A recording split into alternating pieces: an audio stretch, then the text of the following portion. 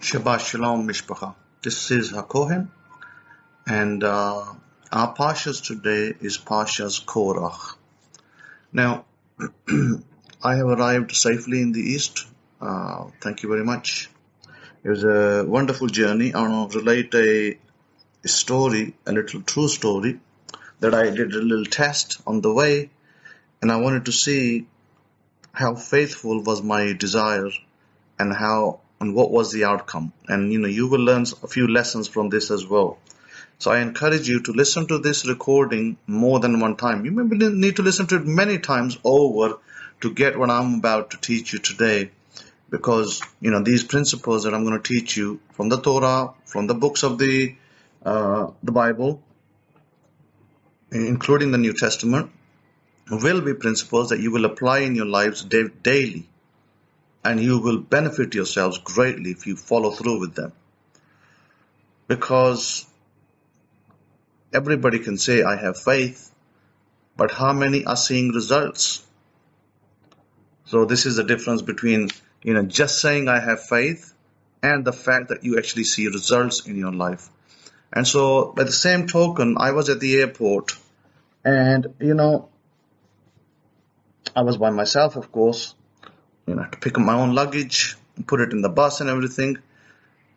And so what happened, I was standing there in the economy, regular coach class queue at Chicago airport. And I said to myself, I'm going to test this thing out. I want to go business class. So I said to myself, I want to go like business class. I didn't say exactly as, with business class. See, there's a difference between wording with and like. So I said to myself, I want to go like business class, with ample room to sit and to lie, etc. So I stand over there, in this queue, where there's people are 2 meters apart, and I start to do an imaginative act. I do a little act in my head. And I see myself in a comfortable seat, and I see myself I'm able to lie down, and I'm able to travel nicely, and just maybe a minute or so, just that imaginative act. And so what I do, I come to and I see myself, having absolutely no problems, and just going straight through without any issues. And so, I go check in, but prior to my check-in, something happened, and this is something that I knew that I need to overcome as well. Because remember, we are overcomers. I had 2 large suitcases, and I had to catch a bus to change terminal from the domestic to the international terminal. The problem was that I was one man. I have 2 hands, and I had 2 bags and an additional hand carry bag that I had to carry, but there was nobody to help me. Everybody was trying to, we came outside and there was a guy standing there directing the buses and, telling people, hey, this bus is for Terminal 5 and this bus is for domestic and this bus is for whatever. And I said to the man standing next to me, I said, are there any trains that we can catch? Because, it's much easier to just load your bag onto a train without having to do a step up. And he said to me, there is a train, but it's shut down. It's not working. I said, okay. And so the buses were coming, and there's, loads of people trying to get on the bus, and they'll fill the bus and the bus will go. And I said to myself, that's a lot of people. So it's going to be a little hard job trying to climb a bus with everybody else trying to, go ahead of you. And I've got 2 big suitcases to carry. So I said to the man in front of me, the one who was directing the bus, I said, is it possible that you could give me a hand to carry one of my suitcases onto the bus when I climb? He's like, yeah. Like goes to me, yeah. And then, but I'm fully prepared to carry my own suitcases. These are 50-pound bags, 2 50-pound bags. And then another bag that weighs about 10 pounds. So what I do is the bus comes and the guy is gone, left, he's not even there when I need his help. So he's over there, right? He can't even help me. So, I said, okay, I'm going to just climb up. No problem. I see myself in the bus. And what I do, I take a step up with both suitcases in my hand, boom, I'm in the bus. It's just amazing, right, how that happened. And I see myself in the bus, and I'm in the bus. And then I see myself outside the bus, and I'm outside the bus. Suitcases on the floor. It's amazing how that happened. And then I come out, I, do the queue, I wait over there, then I go to the queue, and I check in with that imaginative scene that I want to now test, that am I able to bring those important seats for my journey? Because remember, the plane has a lot of passengers, and there were at least two, at least I would say two, there was one stop, and that one stop determined me to change plane. Now, how do I match this end to end? I remember the story of Neville Goddard talking about him trying to get to Barbados and having no money.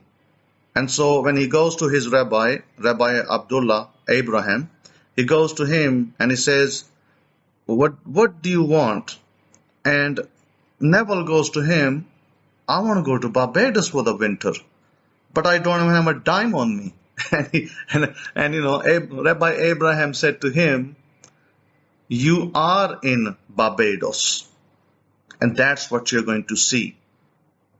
And Neville looked at his face, he tells the story in his book and in his audios, and he looks at his face and says, like, what?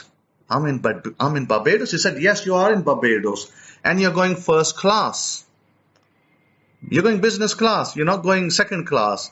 And then Neville's like amused, bemused. He's like, I don't know about that, but yeah, okay, sure, we shall see. It's like, half faith, half minded. He goes away. And then he, waits, his rabbi tells him what he needs to do. He goes through the process. Nothing happens for a month. He comes back to the rabbi.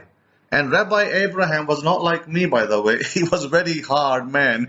He doesn't want to answer questions. And he hated people asking him questions.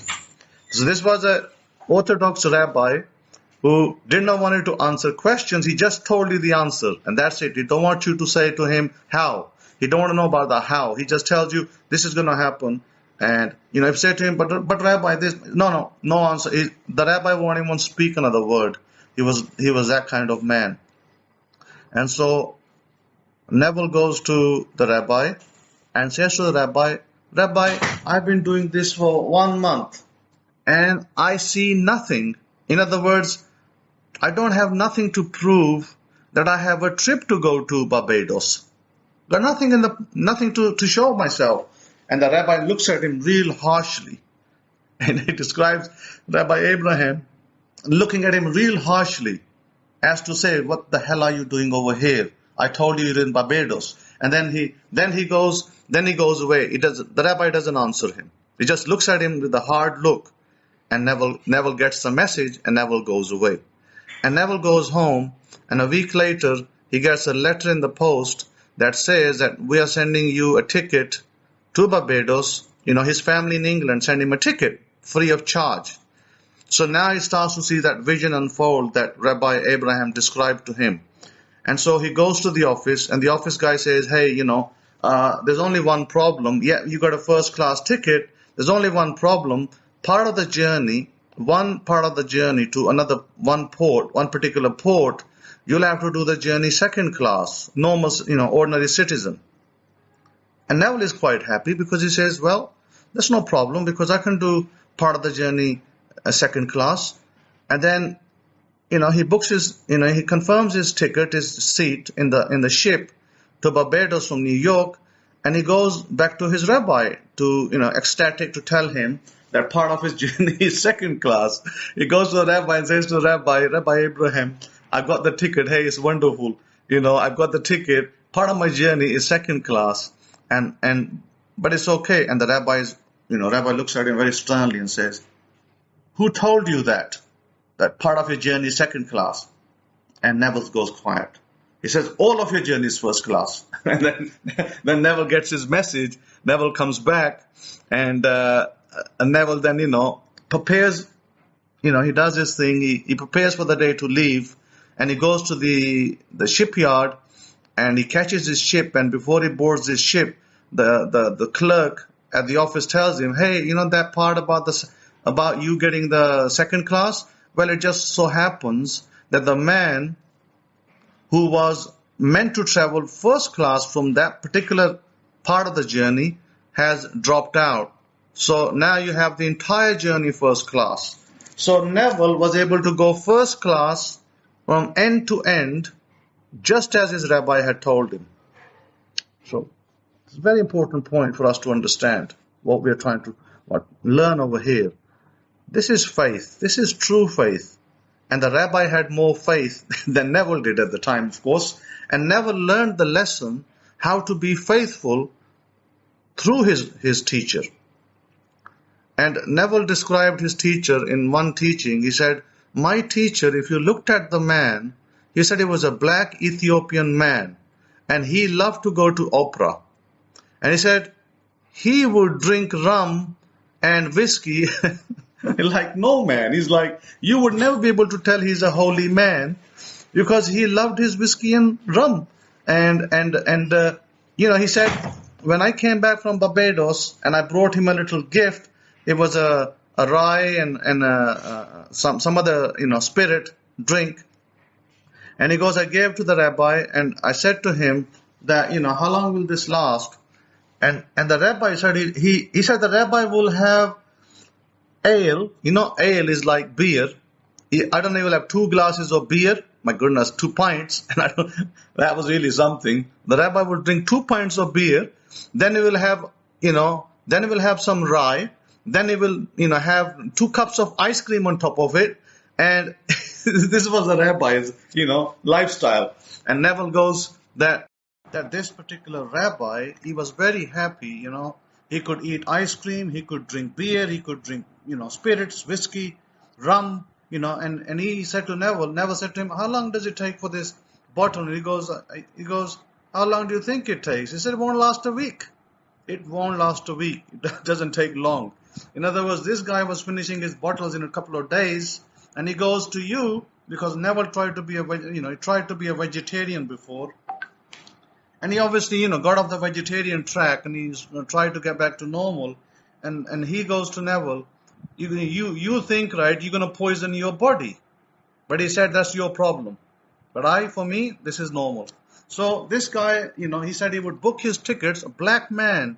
We're talking about in the 50s, era, when the black people in America were suppressed, seen as not human, seen as, less than a cow maybe. And, the things were really tough for black people in America. This black rabbi from Ethiopia, brought up in an ultra-Orthodox Jewish home, was able to go purchase tickets in an opera, and sit there in the middle of the opera and no problem whatsoever. Nobody refused him. See, think about that. Think how powerful he was as an individual. He traveled where black people weren't allowed to travel. He sat where black people were not allowed to sit. So it shows you that he had a spiritual power that he used. And that spiritual power, by the way, came from the Torah.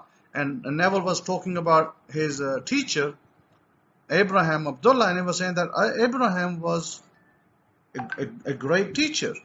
He's a great teacher and a great man. And he was able to direct Neville and change Neville's life. And then Neville obviously, left many books, recordings, teachings, lessons to help other people. So my point is this, that the Torah has an intrinsic power. And as Neville said, that this teacher of mine knew more about the New Testament than any Christian I ever knew that did. So it just shows you that today in 2021, Neville was probably talking in the 60s or maybe in the 70s. And yet today, many Christians, pastors of good standing, pastors who are not there to deceive people, but they are for good standing, yet they have no clue about what they are teaching. They're clueless. That's how the level of knowledge and understanding exists in universities or seminaries where these people go to learn. So the question is this, that, this is the story that I gave you of Neville and his teacher. And coming back to my original quest, at standing at the airport, was to get a business-like seat where I could travel, easily and comfortably. So when I did my check-in and everything, and I boarded the plane, it's a big old plane, the new planes that Boeing makes, and a really nice plane, and I got into the seat, and I had three seats next to me. So I was in a 4-seat batch, and in the middle of the plane, and 3 seats next to me were empty. So people were filling the plane left and right of me, but nobody came and sat on my 3 seats. So I was able to travel on a 4-seat, occupying all 4 seats, better than a business class even. Even a business class didn't have that much room. So I just, raised up the arm rests, and I had the whole seat like a sofa to me. So my goodness, it was great. I was just able to sleep my way through the flight. And then when I got to the Abu Dhabi end, I got into the second plane. Same thing. Remember, I'm looking at end to end now. So I got into the Dubai plane, and the Dubai plane was packed, really packed. And I got my seat right at the back, before the restrooms, and I had 1 seat next to me. That was my window seat. So I had my aisle seat. Next to me was a window seat. The whole plane almost filled up, but that seat never filled up. So I was able to maintain both seats for myself. So, Baruch Hashem, that, I did that. I did that by just standing at the airport. Took me a minute of work, 1 minute of work, to get a business class like travel all the way into the east in Pakistan. And when I got into Pakistan, it was a breeze. I walked through these airports like a breeze, and no problem whatsoever. And I was home at 3 o'clock in the morning, Baruch Hashem, and it was great. So wonderful, how I managed to do safe travels. So my point is this, that when the application of the Torah is applied correctly, then the correct results will follow. When you do not apply the technique correctly and you're just airy-fairy, then you will not get the results. So we are going to look at these things to help understand better. So I want you to listen to this lecture maybe 24 times if you have to understand the technique I'm going to give you today of how you follow through. And I will also answer the question, what is true detachment from your goal? Because there's a lot of confusion on detachment. So I want to briefly look at the Parsha's Korah, which is number 15, and number 16 actually. And then from number 16, I want to extrapolate some information to show you what is going on in the interpretive side. And then from there, we'll move on to my other topics of detachment and what is faith. I think I need to go over again what is faith. And for that, I will choose some of my references from Jesus of Nazareth, from the Bible, so that we may correctly interpret and understand the application of things. It's very well reading the Bible. It's very well reading it every day like a parrot. And that's okay if that's what you want to do.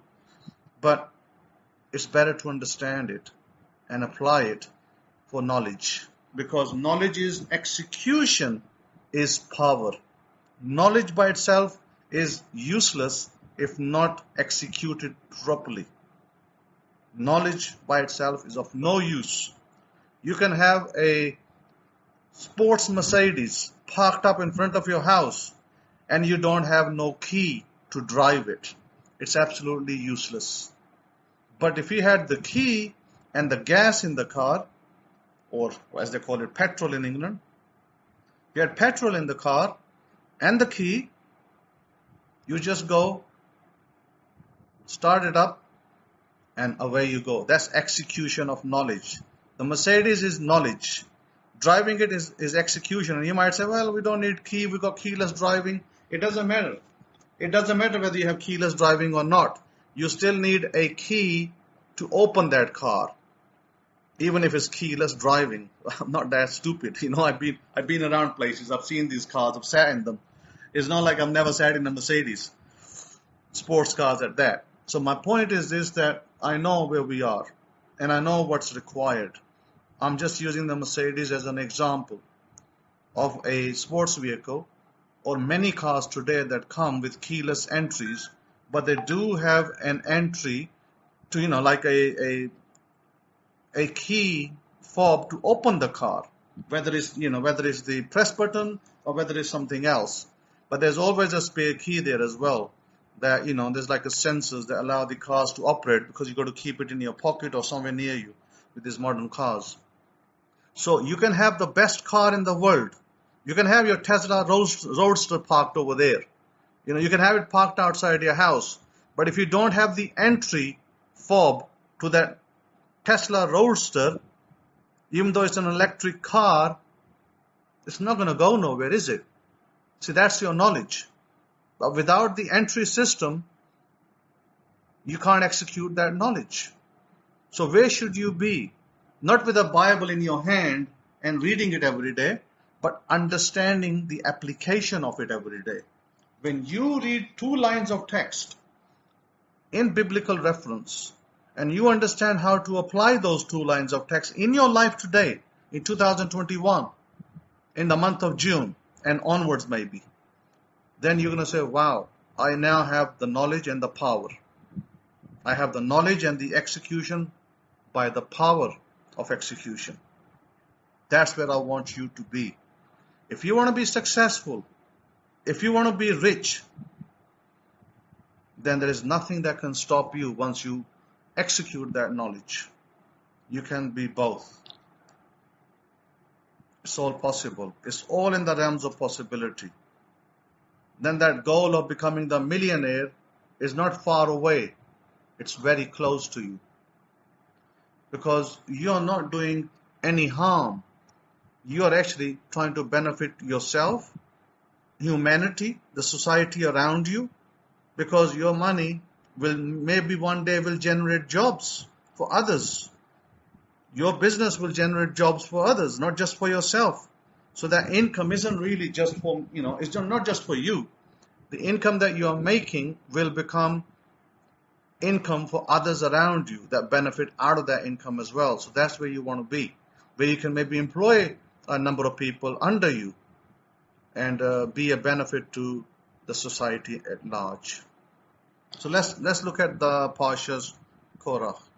Parsha's Korah in chapter 16, it talks about Korah, the son of Yishari, the son of Kohath, the son of Levi, and Dathan, Abiram, the sons of Eliab, and On, the son of Peleth, sons of Reuben, took men, and they rose before Musa, with certain of the children of Israel, 250 princes of the assembly, famous in the congregation, men of renown. And they gathered themselves again together against Moshe and against Aaron, and said to them, you take too much upon you, seeing all the congregation are holy, every one of them, and Yahweh is among them. Wherefore then lift you up yourselves above the congregation of Yahweh. Okay, so here the story starts with Korah is a man. He's a relative of Moses' family and Aaron's family. He's of the Levite origin, so he could be part of the priesthood as well. And of course, there were, and his sons were, but the problem was this, that they were not any type of head. He was not the high priest. They were just like workers that helped to perhaps carry the tabernacle and do other things. But they were not in the position of authority. And he became jealous against Moses and against Aaron, because he said that Moses has basically given Aaron the position of high priest, but why didn't he give it to me? Why was I less worthy? Because he considered himself a noble, a man of renown. He gathered people against Moses and Aaron, 250 princes, noble princes.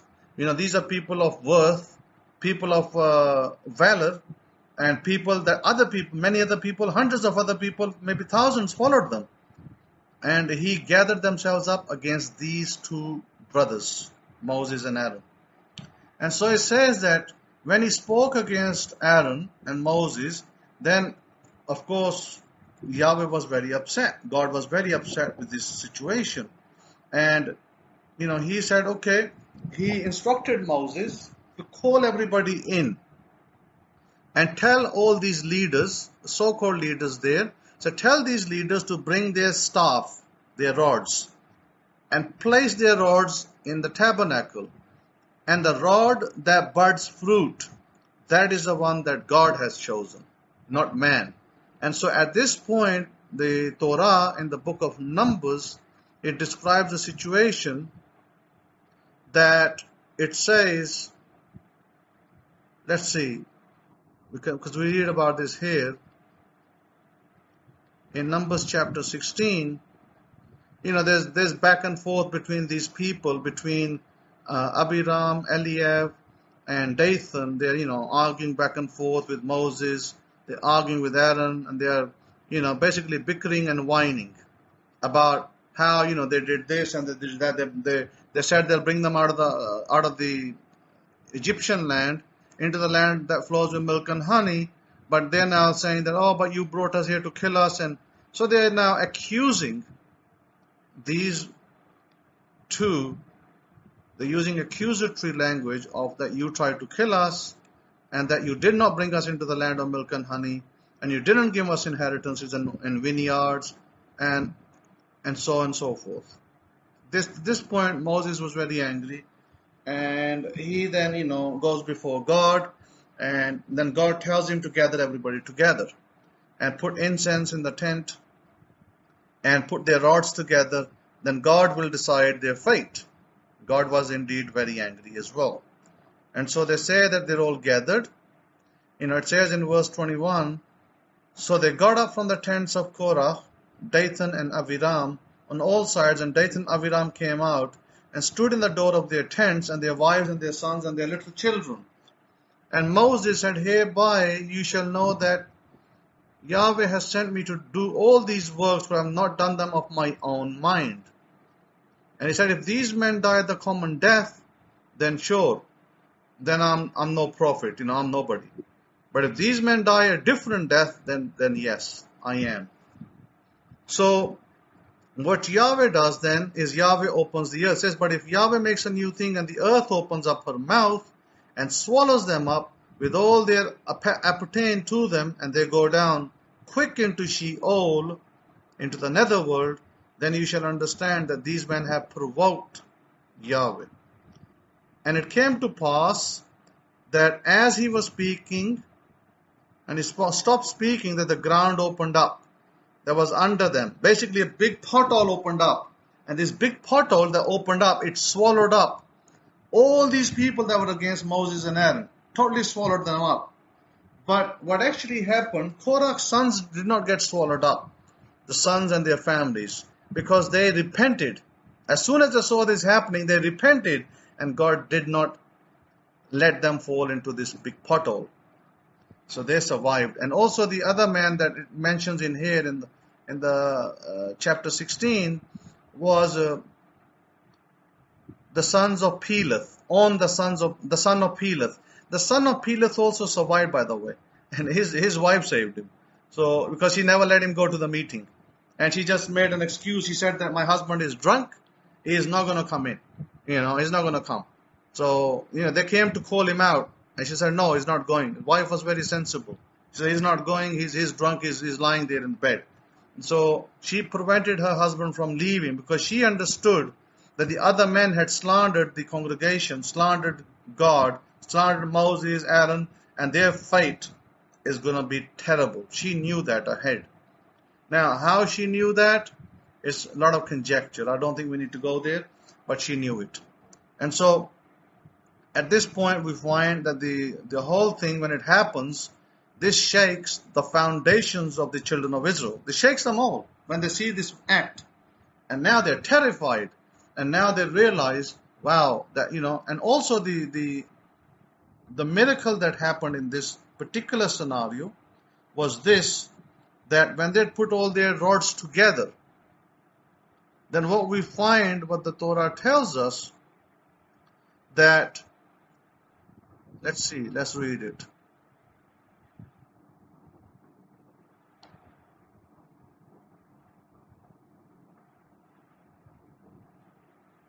So all these people that are gathered against Moses and everybody else, all the Levites that were on one side, and Korah the Levite was on the other side. Basically, they had a really bad time, and the time that they had, it didn't help. So let me just quickly look at the passage, and what we find is in this passage, what happens is that Korah's rod and the rod of all these other nobles did not bud any fruit, but Aaron's rod budded fruit, and we are told that it budded almonds. So here is the miracle. The miracle was that we read about this miracle, that it came to pass. It says in chapter 17, verse 8, it came to pass on the next day when Moshe went into the tent of witness, and behold, the rod of Aaron for the base of the levee was budded, and brought forth buds, and bloomed blossoms, and yielded almonds. And Moshe brought out all the rods from before Yahweh to all the children of Israel, and they looked, and every man took his rod. And Yahweh said to Moshe, bring Aaron's rod again before the testimony, to be kept for a sign against the rebels, and that ye shall put away your murmurings from me, that they do not die. And Moshe did so as Yahweh commanded him, so did he. And the children of Israel spoke to Moshe, saying, behold, we will die, we will perish, we will perish. And whatsoever comes near the tent of Yahweh shall die. Shall we be consumed with death?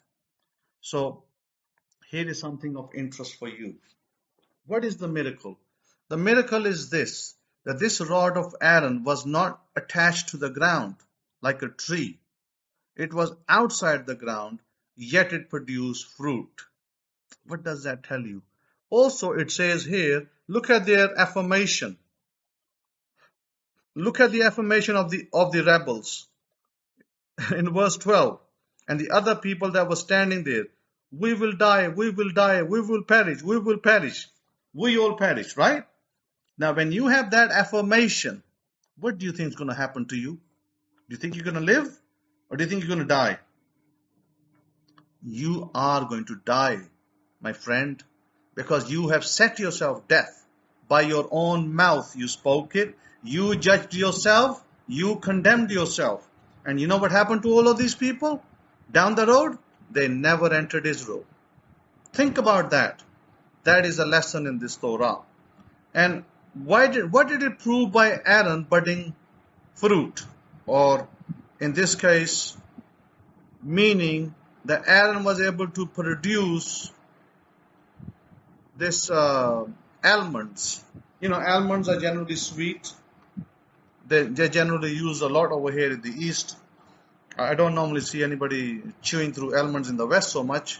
People might use it in their cakes and puddings, but here a lot of people use almonds. They just eat them and they munch on them, and they use them for all sorts of dishes as well, sweet dishes. Very, very common in the East. So what it actually shows with the almonds is this. It's a personification.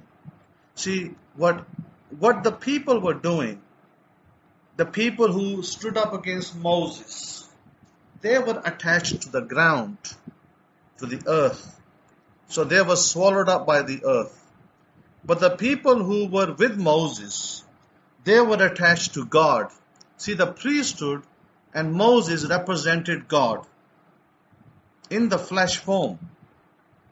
That doesn't mean that they have to have a signature on their body that says God, G-O-D. He doesn't need that.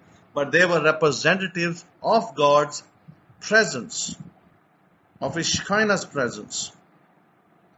And so what they did, in theory, was they were able to manifest something that the other people didn't. So the idea, the shadow or the symbol of the rod that is not attached to the ground to the earth to produce, you water it to produce fruit. No, it was completely dry and it produced beautiful fruit. So God was showing that your desires, your manifestations will come to pass when you are connected to me. Understood? That is what God's trying to tell them. If you're connected to me, then what are you connected to? The kingdom of God. Where is the kingdom of God? Within. When you are connected to the kingdom of God, you will produce your fruit, your desire. Your fruit is your desire. But what about when you're not connected to God? Will you produce your desire? That means you're connected to the earth. You will not produce your desire. Doesn't matter, you can say it a million times. You will not produce it. Because you do not know how to execute knowledge. That's a key point. So now we'll come back to my other part is, we'll get to the part where Jesus of Nazareth is with his disciples in Matthew chapter 8. And with his disciples, and the disciples are on board a ship with him. And it says in the Bible that, behold, a great storm came in the sea, and the ship that they were in, was rocked by waves left, right, and center, and he was asleep. Now I want to give you the allegory of this. And his disciples came to him, and they woke him up and saying, they said to him, Master, Master, oh Lord, Lord, save us, we perish. And he wakes up and he says, why are you all fearful? And then he tells them, oh, ye of little faith. Oh, ye of little faith. And it says he arose and he rebuked the winds and the sea, and there was great calm. Now let's look at the symbolic interpretation of this. We'll look at the symbolic interpretation of this as well. Very important. Here, if we look at it, it says that here Jesus of Nazareth was in a boat. Okay? He was asleep. Now this boat here and the disciples, we're going to make the disciples into, how shall we call it? Desires. Let's just call it desires. Okay? The boat is just simply a scene that imitates, it imitates you. You are the boat. You have your desires. Let's call them the disciples. They are the desires. And you're all in, this is you and this is the boat. So what happens is here, Jesus of Nazareth is somebody who's within you.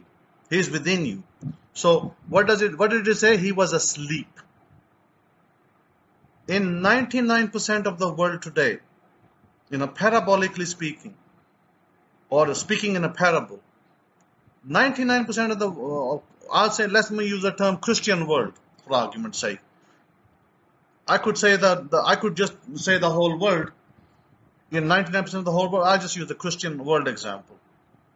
99% of the Christian world are, asleep. Their disciples are fearful. What is disciples?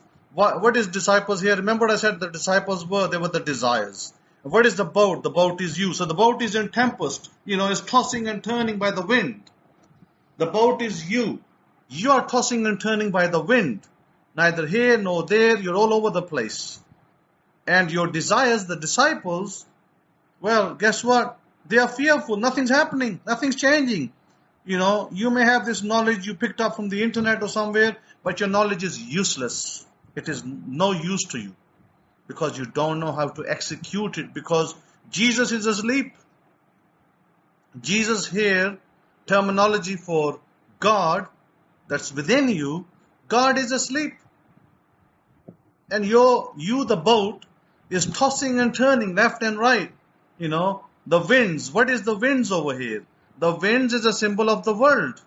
It's just your situation. It's, things out there. Circumstances. Circumstances are pushing you from one way to the other, and from the other way to the left, and then from left to the right. Different things happening in your life. You getting a job, you losing a job, you having illnesses, situations. That is the winds, the terminology for wind. And so this is why Jesus says in this story, he says, "O ye of little faith." What does he mean by little faith? It means that you, the person, you today, the individual who's listening to this, that you want certain things to happen in your life, but things are not, things are shaking. There's some shaking going on, but nothing is to your advantage. You're not getting no advantage from it. So, coming back to faith, O ye of little faith. What is faith? Faith, as I explained in one of my lectures previously, is feeling. What does feeling mean? You see, if you go to a Christian church today and you ask them what is faith, they'll tell you faith is belief in God and trust in God. That is far from it. That is not the definition of faith. The definition of biblical faith, I'm coming from the angle of Torah, and I'm not talking about this Christian baloney. Baloney. I'm not talking about that.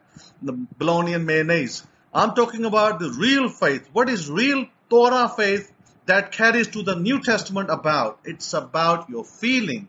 It's about your touch. It's about your taste. It's about your smell. It's about your sight and sound. Let me give you an example. Simple little example. If I said to you, I have faith of a lemon, of faith in a lemon, what do I mean by that? Well, let me now explain what hear, touch, taste, smell, sight, and sounds like. I close my eyes and I imagine I'm holding a lemon in my hand. It's cut open. I can smell it. It's got a distinct smell. I know lemons because I eat a lot of them. So I almost eat one every day. So I take a lemon, I cut it open. I've got it in my hand. My eyes are closed. I can feel, I smell it. It's in my hand. I've got the faith of smell. There is no sound attached to the lemon, so we don't need to worry about the sound. We have the smell and the taste. Taste, I put it in my mouth, squeeze it. Oh, it's lovely, it's got that really tangy faith, that tangy taste in it. So I got two things now, actually three. I got touch, I got taste in my mouth, I've got the smell, and in my imaginative act, I've got the sight. But there's no sound attached to it, okay, in this particular element. So those four parts is my faith that I'm holding a lemon in my hand. That is my faith, I'm holding a lemon. So much so that when I put it in my mouth starts watering with the lemon feeling. That is what faith is about. Faith is feeling. Now, faith is not just feeling alone, but faith is also loyalty. But loyalty to what exactly? Well, if you have your desire, I gave you a very simple example. If my desire was to eat a lemon, and I'm sitting in my bedroom, and I have no physical lemon in my hand, but I desire to eat a lemon. So what I do, I close my eyes. I'm loyal to my vision. I'm saying I am holding a lemon, even though I may not be. Okay? But I'm holding loyal to my vision. This is my vision, that I'm going to be holding a lemon. And perhaps, my wife has gone out, and the lemon is in the fridge, and right now I'm not holding a lemon, but I'm being faithful to my vision. So I desire to have a lemon, and I now, imagine, this is now my faith in execution. Now I'm executing my knowledge, and I desire, and I see that I can touch it, I can taste it, I can smell it, I can see it. But the lemon is not there, but I can still do all of those things. So what happens, my wife comes home, and I say to the wife, honey, can you get me the lemon from the fridge? And she says, okay. And she goes and grabs the lemon and puts it in my hand. Boom. It's manifested. That, my friends, is what we call faith and execution of faith. This is what Jesus was referring to, O ye of little faith. That how can you meet your desires if you can't even control the world around you? And he wasn't talking about controlling the world around you externally. He was talking internally. So faith is being loyal to your desire. Now, let's take it to a bigger example. A bigger example may be that you desire to have a new car. You're driving your little banger, your little Nissan banger, is khupti, you're driving it, you're happy to drive it, but you're saying to yourself, it'd be nice if I could change my khupti into a new car. Now, you set your desire and you said, I like a new car. Okay, no problem. Let's forget about the type of new car. Let's just say our affirmation becomes, I am a brand new car. That's our affirmation. I am a brand new car. And I speak my affirmation every day. I wake up 3 times in the day. I look west and I say, I am a brand new car. Looking west, by the way. Looking west. Never look to the east and say that. Not to the east, to the south. Never look to the south and say that. Always look to the west and say that. I am a brand new car. You said it? Okay. Now let's practice our faith. Remember what I said? Faith is feeling. What is my feeling going to be? My feeling is this. I am sitting in the car and holding the steering. That's my touch. I am smelling the leather or the smell of the car. That's my taste. That's my smell. What's the taste? Well, the car doesn't have a taste. It's not a food beverage. So we'll forget the taste part, but we have the touch and the smell. Then we have the sight, because we are in the car and my eyes are closed, but I can see myself holding the steering, driving it. That's my sight. And is there a sound? Yes, there is a sound of the engine. Brr, brr, brr, the engine is going. I'm pressing the gas and the engine is going and I'm driving it. And I'm driving my car, brand new, beautiful car. I'm driving it. I'm turning left on the road. I'm turning right. I'm braking. It's a fantastic drive. I get a phone call. My brother phones me. Or maybe my sister phones me. Says, hey, Simon, are you in your car? Yeah, I'm in my car. How's your new car? It's beautiful. Hey, that's great, isn't it? You got a beautiful new car. Yeah, I got a beautiful new car. It's wonderful. So just a little conversation. My sister tells me that you have a brand new car. How's the drive? It's a wonderful drive, beautiful drive. I love it. So how long does it take to do the imaginative act? Maybe a minute, maybe the most 2 minutes. That's it, stop. That, by the way, is faith. Now, what is detachment? Detachment, according to the law of attraction, gurus out there, is that you don't even talk. Once you did your imaginative act and you're happy with it, then you don't talk about it, you don't write about it, you don't tell anybody, you don't tell your neighbor, you just keep it to yourself and you don't even think about it. And you go on to something else, some other desire. That's law of attraction. What is the perfect law? What does the Torah tell you? This is what the Torah tells you. The Torah tells you to be faithful to your desire. O ye of little faith, be faithful to your desire. What does it mean? Well, what is faith? Well, let's come back to the definition of faith. Feeling, touch, taste, smell, sight, and sound. So to be faithful to your desire, every day you are on it. Even if you're on it for 2 minutes, you're on it. Every day you're driving that car. I don't care if you imagine 50 times a day, and I don't care if you only do it 1 time a day, but you're on it because you're giving it energy, you're giving it power. By the way, that is true detachment. Detachment is not that you give up everything and you walk away. That is not detachment. But if you feel, another part of detachment is this. If you feel that you have given enough imagery to your internal I am, to your subconscious, you have saturated it enough, then you can say, I'm going to take a few days rest. And that is what I call cycles. We go through cycles. My cycle might be, depending on my desire, my cycle might be a 49-day cycle, 7 times 7. So I go through a 49-day cycle, 7 times 7, every day, I'm writing, I'm reading, I'm visualizing, I'm doing everything.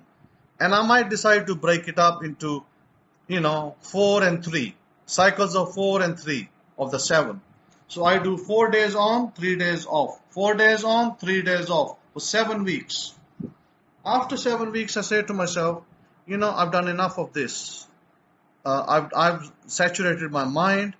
And not that I'm going to completely stop thinking about it, because I may still think about that car, but I feel I've done enough work on it. Now I need to move on to my other major desire. Because you may have a minor desire, might be a chicken egg, and the chicken egg only takes 22 days to hatch. And you're happy to hatch that chicken egg in 22 days. That's your small desires. You might have a desire the size of a gestation of a tiger. 110 days, 112 days. What is that? 3.5 months. Break it into cycles. We're talking about maybe not a 7 times 7. Maybe, let's say, it's about 120 days. It's about 4 months. It's about 12 weeks. Let's say 13 weeks. So it might be 13 weeks of a cycle. So depending on your cycles, I suggest always to stay to 7 times 7 cycle and 7 times 4 cycle, and 7 times 3. So I give example of when I suggest you use 3 types of cycles. 7 times 3, 21 days. 7 times 4, 28 days. 7 times 7, 49 days. These are the 3 cycles you want to fit yourself into. Once you fit yourself into these 3 cycles and you're happy with your desire, that you've done it enough times, that you saturated yourself, then you can stop that and go on to your next one. Then that will follow through. That desire will come through. Because you planted the seed, you watered it daily for 21 days or 28 days or 49 days, you now stop watering it and you let the tree sprout into a big tree. But you are not going to completely stop thinking about it. You will still, you might see that car out on the road. You may see a car on the road and you still think about it. You think, oh yeah, that's the car that I want. That's okay. That is still giving power to your desire. Or you might see that house. Oh, that's the type of house I want. That is still giving power to your house. Perfectly fine, you can do that. That's not going to burn you out. But you still have time to give power to your other desires. See, you can let it rest, but still you can focus a little bit on it, because you can still give it energy. Your energy is what's bringing this desire into your material life, into the 3D world. And that is called, scripturally, is called being loyal to your faith. Loyalty to your faith, meaning loyalty to your desire.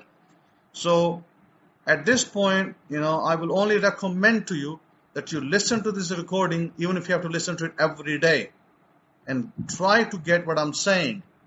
You, in your particular imaginative act, you want to be faithful to your desire. How are you faithful to your desire? If you don't even think about it every day, at least one time, that means you're not faithful to you fall into the camp of, O ye of little faith. O ye of little faith. Don't be O ye of little faith. Be responsible and be mindful of your desire. You got to see it every day in a picture form. Maybe you just have a picture on your laptop. Maybe you have a picture on your wall, what you call your vision board. You must look at it at least 1 time a day, to give it power. But this is something you desire in your life. Maybe it's on your laptop in a document. Either way, it's okay. Whichever of those options you choose, they are all good. No, nothing is better than the other. It's not like one is better than the other. They are all by themselves good. In your desire for a new job, you look at yourself, you eavesdrop, like the CIA, you eavesdrop the conversation that you're having with your manager. You're already in the job, you're at the end, it's called the end result. You're at the end, you're in a job, you've been there for a year, and the manager's giving you your Christmas bonus. and is thanking you for your services. So you've been a great worker. You've done great work this year. Here is your bonus, and here's a wine bottle as well. That is eavesdropping into your conversation of a new job. And you do that every day. And you sleep on it as well. At night you sleep in that desire. And you can maybe do it for 1 week, 2 weeks, 3 weeks. Remember I said 3 weeks of cycles. So you do it for 3 weeks. Cycle of 1, 7 times 3. You do that desire if you're looking for a new job. And you write your salary. You make your own economy. Children of Israel, you will make your own economy. I don't care Corona, and I don't care Srona, and I don't care Drona. Anything out there. Don't care what. I don't care COVID-18, COVID-19, COVID-21. Don't care. COVID-200. Don't care. I don't care what's out there. You make your own economy. You decide your salary. What salary you want to be on. And you then start to fulfill that desire. It's your economy. You decide it. Whatever you believe, that you shall be. If you tell yourself that you are a pauper, that you are poor, then you shall be poor, and you are right. If you tell yourself that you are a millionaire, then you will be a millionaire, and you are again right. It's whatever you believe for yourself, it is true. Because you decide your life. You decide the direction you want to walk. And that's where you want to live all the time. Yes, true. It might be that for a time, you may not have the ample money to go and buy that car. You may not have the ample money to put a deposit down for a house. Or maybe you don't have the money to get your iPhone 12. I'm talking about cash here, not about loan. You may not have that money right now. But if you're faithful to your desire, if you deny the present circumstances, don't say, oh, I don't have money, oh, I don't have money, oh, I can't get a loan. Don't do any of that nonsense. Stop the nonsense. Stop the murmuring. That's murmuring. Stop it. Because when you stop your murmuring, that is when you give fruitfulness to your desire. You got to be faithful and loyal to your desire. Your friend tells you, your sister comes over and says, hey, hey, my brother, where's that car you mentioned you're going to have? Where's that new car? Where's that roadster that you said you're going to have? You say, well, it's coming. I've ordered it. It's on its way. You're going to have your friends, they're going to laugh at you. They're going to tell you, oh, Jack always says this. Jack always says he's going to drive a roadster, but Jack doesn't have a roadster. But guess what? If Jack is faithful to his desire and denies his present circumstances, and if Jack keeps believing that I am driving a roadster, I am a Tesla roadster, and I'm driving it. If Jack is faithful to his if he denies his present circumstances, and he continues to believe that he has that roadster, then Jack indeed will be the man who will be driving that roadster. And even though his friend is saying to him that where is that roadster, I don't see it. So when the day the roadster comes, and it doesn't matter where the money is provided from, the day the roadster comes, the friend will come running and say, hey Jack, how did you get this roadster? Tell me. I want to get it too. See, that's what happens. Because you have to deny your present reality. Don't keep talking and saying to your sister, bills, I got bills and I can't pay. Don't do that. You are demeaning yourself by doing that. Never talk about not able to pay something. Always say, God has given me abundance. I am abundance. I am wealth. I am riches. That changes everything. But if you keep whining and murmuring like the ancient Israelites, you will get nowhere and you will never enter the promised land. But if you are faithful to your desire, if you deny the present reality, if your present reality is poverty, and you deny it, and you continue to tell yourself, no, I'm rich. No, I am rich. And no, I am rich. You continue to deny your present reality. You continue to believe that you are rich. Then riches has to come. It must come. That is your reality. I challenge anybody today to try it. I challenge you all to try it. You will change your reality because you are a faithful man or a faithful woman. You are loyal to your faith. You are faithful to God. And God will give you that desire of yours. It's as simple as that. That's it. There's no other secrets to it. And sure, there are sounds that we listen to, meditative sounds that evoke, that highlight parts of your brain that can, move things, shake things. This is why I put out these sounds in meditations. Meditation lessons I put out. They're all good stuff because they will move and shake and do things. But you must be faithful to your desire. You must be loyal to your faith. Must be loyal. If you are loyal to your faith, nothing is impossible for you. Don't say, oh, I can't be Jeff Bezos. You can be Jeff Bezos and even more. But it doesn't mean that you will be happy at that point. You don't have to have $75 billion in your bank to be happy. Think about that, what I just said. You might be very happy by having even $1 million in your bank. You might be very happy. You might be saying, you know what, I got $1 million and I'm so happy. But if you multiply that million into 75 billion, you might be the most miserable person in the earth. Your wife wants to divorce you. She wants to take half of your money away. She wants to take your house, your car. Where are you going to be at this point? So it's not necessary to be a billionaire in the sense of having $75 billion. You might be very happy by having $100 million.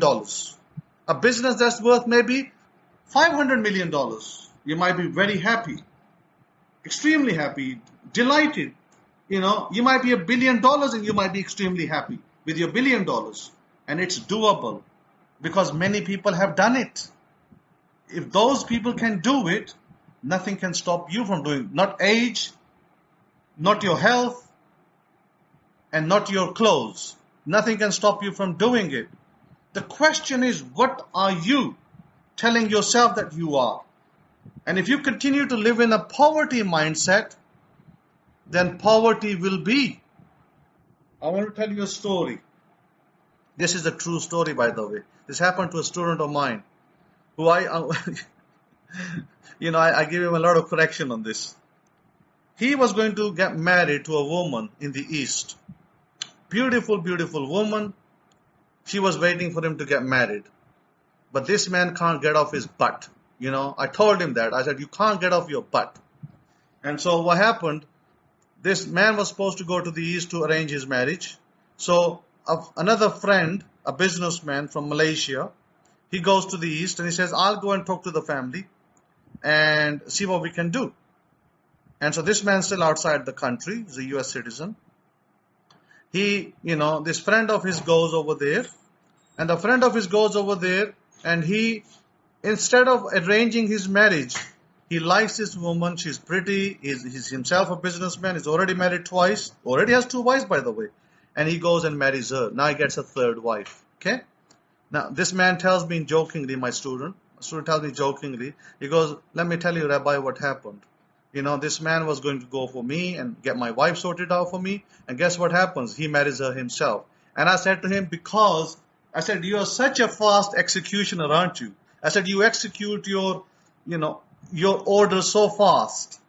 You're such a good decision maker that somebody else comes and takes your alleged wife to be. And I said, good for him. I said, you know why? I said, you know what happened? And I said, I'll leave you to think about what happened. What actually happened is exactly what Jesus said. Jesus said that those that have little, that shall be taken away from them. He didn't have no wife. The one that he was about to get was taken away. And those that have much, much more will be given to him. So the one who already had 2 wives gets 1 more. He adds 3 wives to himself. And the one who didn't even have one, he loses even that one. Why? because he cannot get off his backside. Somebody else goes, he talks the talk, walks the walk, and he gets it. That's why. So, people, ye of little faith, those of you who can't get off your butt, you need to get off your butt to make things work for you. In other words, don't just say, I want a nice car and I want a nice house. Do the work as well. Do the homework. When you do the homework, which is imaginative act, scripting, speaking, listening, all of those things, that's the homework, by the way. When you do the homework, and if you're faithful, you get up in the morning, whatever time you decide, then that's great. That's great. You're faithful. I came to this country, I came at 3 o'clock, and I was out there at 4 o'clock doing a run with my dog, Maggie. Maggie and me went for a run. 3 o'clock I arrived after 24 hours of travel. And 25th hour, I wasn't snoring and sleeping. I was out there on the road running. That's the difference between a successful man and a man who's not successful. I don't sit on my butt and just talk about it. I actually go out there and do something. So I'm the Kohen in the gate. I'm the one who makes things happen. People come to me. I don't go to them. So this is where you want to be. You want to be successful. If you're my student, you're going to be a successful student. You're not going to just sit on your butt and say, oh, Rabbi, I like to have this car and this house, but I'm not finding it right now because you have little faith. You're not exercising your faith. Exercise your faith. Thing will come. Simcha, you may want to check your connection because everybody can hear this recording. So, point being that I want to tell you something, and part of that run that I did, remember, I sent a message to my wife. I told her, I said, prepare my tracksuit and my shoes. I'm going to come and go for a run. I decided my run from America. I envisioned myself, I saw myself on the road with the dog, with Maggie. The day I arrived, smooth sailing, took my clothes off, put the other clothes on. My wife's like 3 o'clock in the morning, you can sleep, no chance of that. I said, this is my wake-up time. This is not sleep time. So I'm going to go for a run at 4 o'clock. 4 o'clock, I take the dog out for a run. She's so happy. It's dark. I take the dog. She's very happy. And after that, I come home. I give her breakfast. I take a breakfast myself. My light breakfast, which consists of 2 eggs, normally, half fried, and a cup of tea. I tell my wife. She wakes up. She says, what would you like? I said, my usual. And she wakes up and she does my breakfast. But that's the day I arrived. Now let me give you the miracle that I performed over here. I came over here. There is a particular family in another city, coastal city. I make contact with a business woman. I make contact with her and she tells me that how this family is in real hardship and they have real problems and they're having problems with food, clothing and shelter. They don't have money, or maybe they have very little. These are people of poverty mindset, by the way. These are the people that I probably have spoken to a couple of times and explained that in order to lift their poverty, they need to remove their murmuring. See, poor people, they murmur. That's their problem. They always murmur. So, I sit over here, and I imagine, I sit over here. This is a Kohen in the gate. And I decide their future. You say, oh, how's that possible? Well, for me, it's possible. For me, everything is possible. I decide that family's future. I decide that family is going to have means to earn something, means to make something of their life, means to eat, to pay their rent, to enjoy their life a little bit, and not to be whining and murmuring all the time. I decide that over here. I sit in my meditative act, and I decide I'm going to change this. I'm going to do something about it. Just like, remember, Rabbi Abraham, Neville's teacher, he was the one who did the first class ticket. It wasn't Neville. If you think Neville did it, you'll be wrong. He's the one who decided the first class for Neville. He's the one who did the act. But Neville just simply had to believe in it. The problem that Neville had initially, he couldn't believe in it. But when Neville set the belief right, then the thing became easier for him to follow through. So what I did, I was over here in the morning. This all happened the same day, by the way, the day I arrived. I was here in the morning, and I got a phone call. Blip, blip, blip, blip. I'm like, I haven't got time to answer the call right now. Let me take it later. So I say to the person, I'm sorry, people are sleeping over here, like in the morning.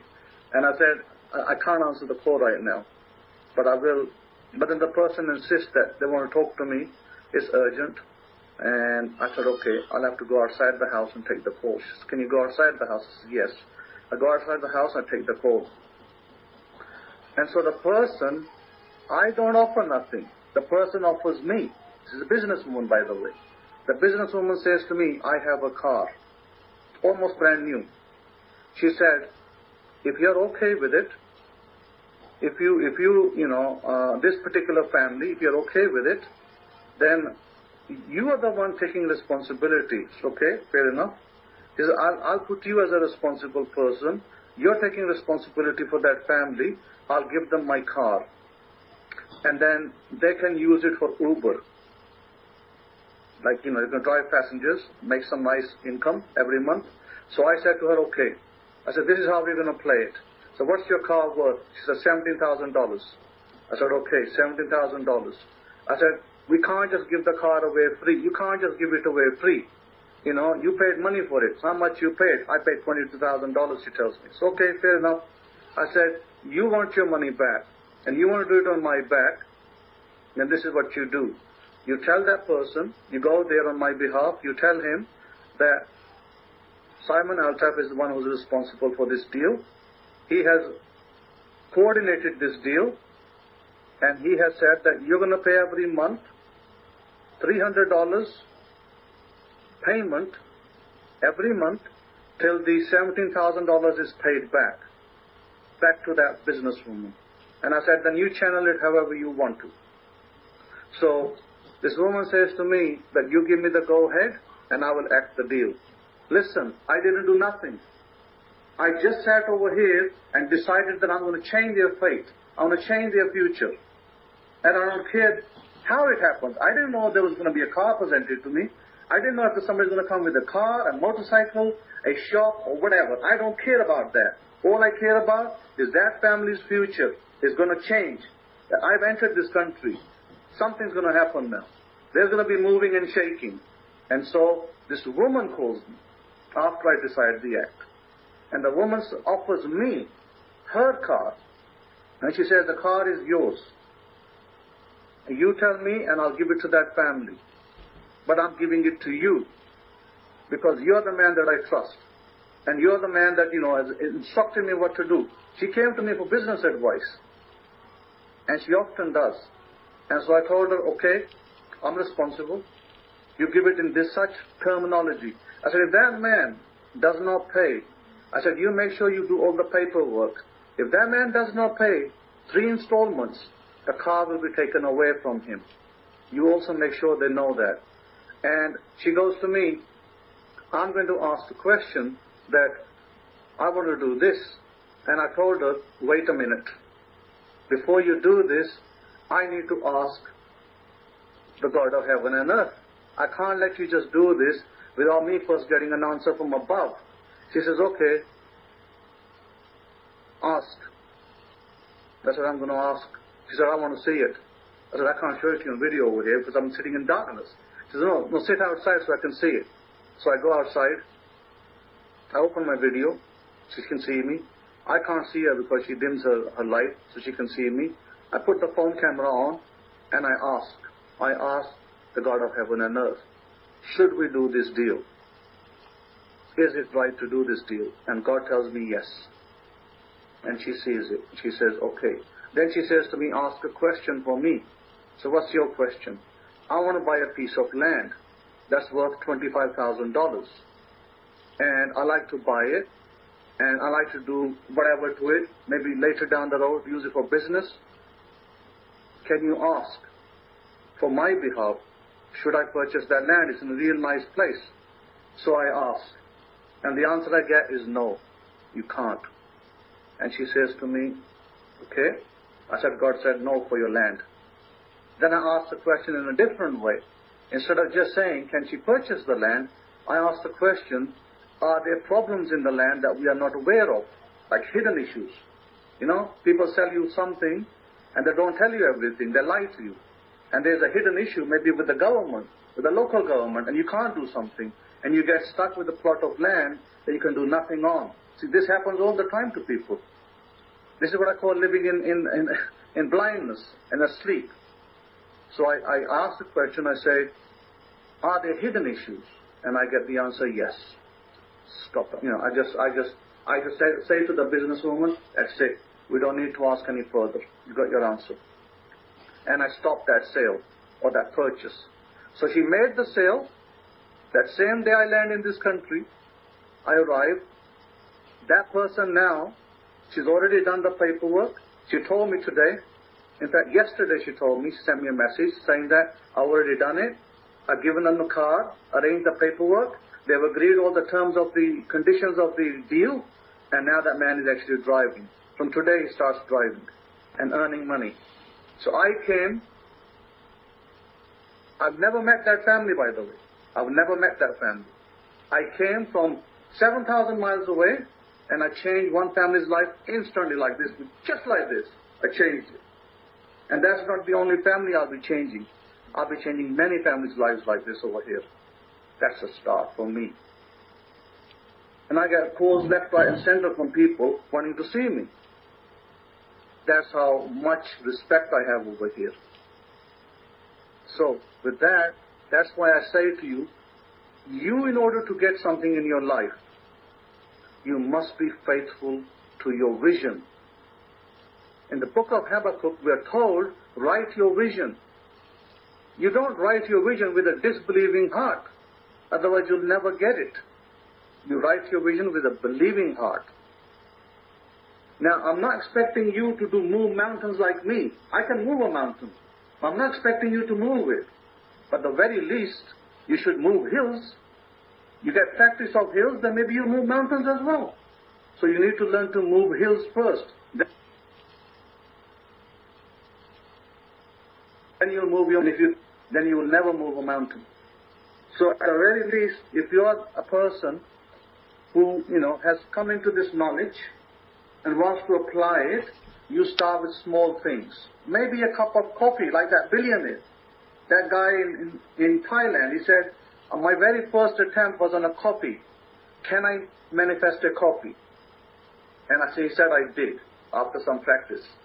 Then it was a bowl of food, noodles or something. Or, a food in a restaurant. So you got to start, don't just say, I'm going to be a billionaire, because you'll never make it. If you start like that, like whimsical. You got to start with small. You got to exercise. If I go for a run outside, if I go for a 2-mile run, and I've never done it, I won't last 20 yards. Because after 20 yards, my breath will give away. I won't be able to do. Even 1,000 yards I won't be able to do. I'll do 1,000 yards and I'll stop. Because I haven't got the breath and the stamina. I haven't got the stamina to do it. Because there's no practice. So the only way you're going to do it is when you build your stamina slowly. So that coffee cup is stamina. You're building your stamina. It might be a coffee cup. Then it might be a dress. Then it might be, from there, it might be something bigger. Whatever that is. So, remember, and I'll keep using this term, this is why people fail. Because they cannot deny their present reality. You must continue to deny your present reality of poverty or mediocrity or lowliness. You must continue to deny it. And that lesson is grounded in the Bible time after time after time. God keeps saying, I am going to take you to land of milk and honey. I'm going to take you to land of milk and honey. Search the term in the Bible. How many times the term milk and honey is mentioned? Search for it. Why does God keep repeating it? That's like an affirmation. Why? Because He keeps telling His people, look, I'm going to do this for you. You're going to be a blessed nation. You're going to be a blessed, abundant people. Why? So that they don't murmur. They don't lose interest. They don't become lackadaisical. You see, if you're like my other student who lost his only wife that he was going to get, if you're like him, you will never make a wife. You will never make it. You know why? Because you're a very poor decision maker. Somebody will always come and take that woman and marry her instead. Because women are not sitting over here waiting around for a man who can't get off his back. Women also want action. They want a person to come and show himself, present himself, bring what we call, bring the sweets, bring some gifts from America. Give it to her and say, here I am. Here's a gift for you. This is the woman I want to marry. But where is that man? Nowhere there to be seen. Very, very poor example of a student. Very, very poor. And I don't want you to be like that. You want to be a good example. A great example. This is why I said, you write your own economy. Don't tell me that there is coronavirus out there. And don't tell me that, there's 200,000, 2 million people lining up with the double queue. I don't want to know. I don't want to hear that. I'm not interested in that. I'm not interested in that. Because you're going to write your own economy. You're going to write a 6-figure sum for yourself. And you're going to make it. Because you're faithful to your vision. Just like God said to Habakkuk, write the vision and be faithful to it. And I'm paraphrasing. So with that, I'm going to pass to Rabbi Kefa. Have a blessed weekend, Shabbat, and a great week ahead. I will add to the cycles. I will add one thing. There are cycles of 1 week as well. And by the way, I go with 1 week cycles. I don't do 3-week cycles. I don't do 7-week cycles, because for me it's not necessary. But that's me. So you can do a 1 week cycle. My 1 week cycle comprises of 4 days on, 3 days off. That's it. That's the entire cycle for my manifestation. I don't care if it's $1 million. I don't care if it's a Mercedes. I don't care if it's a Land Cruiser. I don't care what it is. That is my cycle. And if I don't feel I've done it enough, if I don't feel I've done enough, then I will probably take it to the 2nd week or the 3rd week, to 3-week cycle. But I'm always faithful to my vision. Yeah, Rabbi Kefa saying that's his cycle as well. I'm always faithful to my vision. Because I'm faithful to my vision, and I know how to deny my present reality, my present reality. My present reality, if I'm renting, I deny it. If you're renting somewhere, you deny your present reality. You want your own house, you continue to see yourself in your new house. That is denying the present reality. Everybody will tell you around you, hey, you are renting. So what? I don't need to accept that. I'll say, no, this is my house. No, you're renting. No, this is my house. I'm in a new house. You continue to deny your reality. You continue to deny because you are denying your reality and you're cementing your vision for the ownership of the home. And that's where you want to be. And it doesn't mean, I'm only using house as an example. It could be your business. It could be your car. It could be your home. It could be your marriage. It could be whatever you believe in. Whatever you set yourself as a desire. You continue to cement it daily. Don't just talk about it. Oh, how nice it will be if I have that beautiful car. Don't just talk about it. Do the work. Do the homework. Then the car will come. I really, really do challenge you on that. If you do the homework, the car will come. Think yourself. Put yourself into the shoes of a millionaire. When a millionaire decides to own a car, what does he do? Okay? Let's talk about a Tesla Roadster. Tesla Roadsters are not parked in garages. He has to order it. He has to go to the garage and say, I'd like to buy a Tesla Roadster. They say, okay, give us $10,000 deposit. We'll order it for you. It'll take 4 months. They're in the production line. Now you use that same mentality. For you, that time waiting is that order. So when somebody tells you, where's your Tesla? You say, and Tesla is an example. It could be, there's a million other cars that you can drive. So Tesla is just one example. You say, well, I placed the order. The garage has told me it'll be here in 4 months. That's the vision that you cement. And then you work on you do your homework. That whatever car that you're desiring will be parked on your drive. You'll be driving it. So, Rabbi Kefa, over to you. Tada. Shabbat shalom, shalom, shalom. I'm super happy, super excited you're back with the family, Baruch Hashem, with your family, and then you're continuing the process to make your family successful and powerful and leaving a great legacy, Baruch Hashem, going forward while you do great and marvelous things for, Pakistan and the world over. To the four corners of this earth, I tell you what, there's nothing like family, and that's just the mode that we're in right now, establishing families. There was one call that came through this week that was quite made me super excited as well because, as we talk about, material things, you can also take this, and I know you all know this, family, and apply this into relationships. It can be applied, maybe someone has enough monies for themselves or material things, and what they desire, more importantly than anything, is peace, or they desire love, or they desire happiness.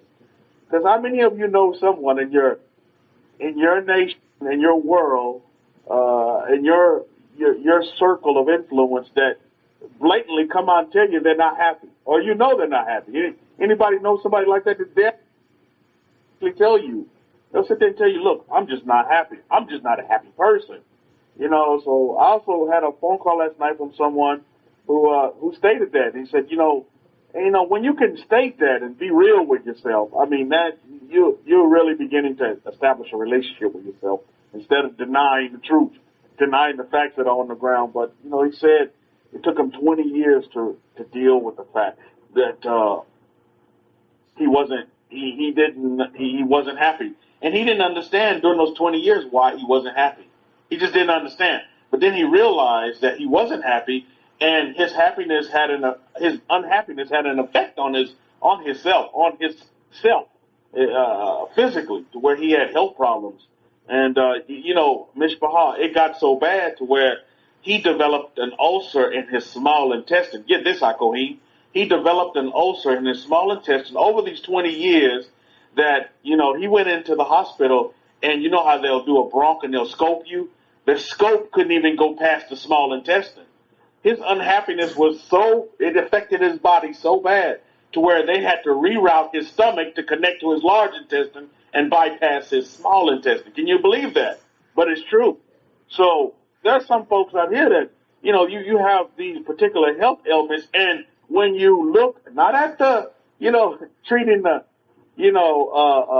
the problem, but getting to the root of the situation, it'll stem from not being happy with yourself, not being at peace with yourself because you're so depressed, or just not loving yourself. And then these things, they'll come out and give a physical presentation or manifestation in your body. And a lot of folks don't understand this, but they keep on going to the hospital with different issues of the body when really these are spiritual issues that deal with your mind and deal with your mindset. You know what I'm talking about, Mishpah. And I tell you, this is real life stuff. Well, we're talking about real life stuff. And they said, well, is this an issue because it's a hereditary issue because it runs in my family? No, it runs in you because you don't love yourself. So this guy last night was telling me, he's like, I'm so happy. He said, now I'm so happy that I'm happy and that I'm happy with myself. And get this man didn't go see no psychiatrist. He didn't go see nobody sociopathic, with all these titles behind their name. He didn't have to go see that. You know how he found out, though? He was able to deal with himself. He realized he had a lot of downtime to where he can deal with himself and really establish a relationship with himself. A lot of quiet time with himself, and it really helped him develop and establish a relationship with himself to where he could be honest with himself and say, hey, why am I not happy? Let me not deal with that. Let me just start being happy. And that's what he did. He just started being. He started being happy. And he's a totally changed person. I'm listening to him conversate. And he talked with me. Now, I don't know if it's just that I'm a person that people like to talk to, but I don't have many friends. And he said, I don't even know. He said, I stay to myself, but I just feel like I can talk. And I said, you sure can. Israel, you can talk to me.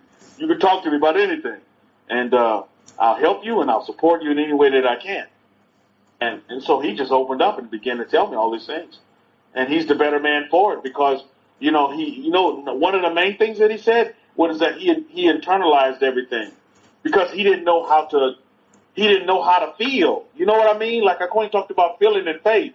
And now this man has feeling to where he can cry and not think it's too machismo to cry. How many of you men in this room cry? Put up a capital Z. You actually cry. So that seems to be a thing with men, and they feel like, if I cry, I'm less than. No, you're not. You're a human being, and you're not alien. You're actually a human being, and you have feelings. And one of your feelings is, emotions. You cry and you express yourself, but a lot of folks don't know how to express themselves, and thus it'll take you down a rabbit hole of issues that begin to manifest themselves in a physical presentation in your bodies.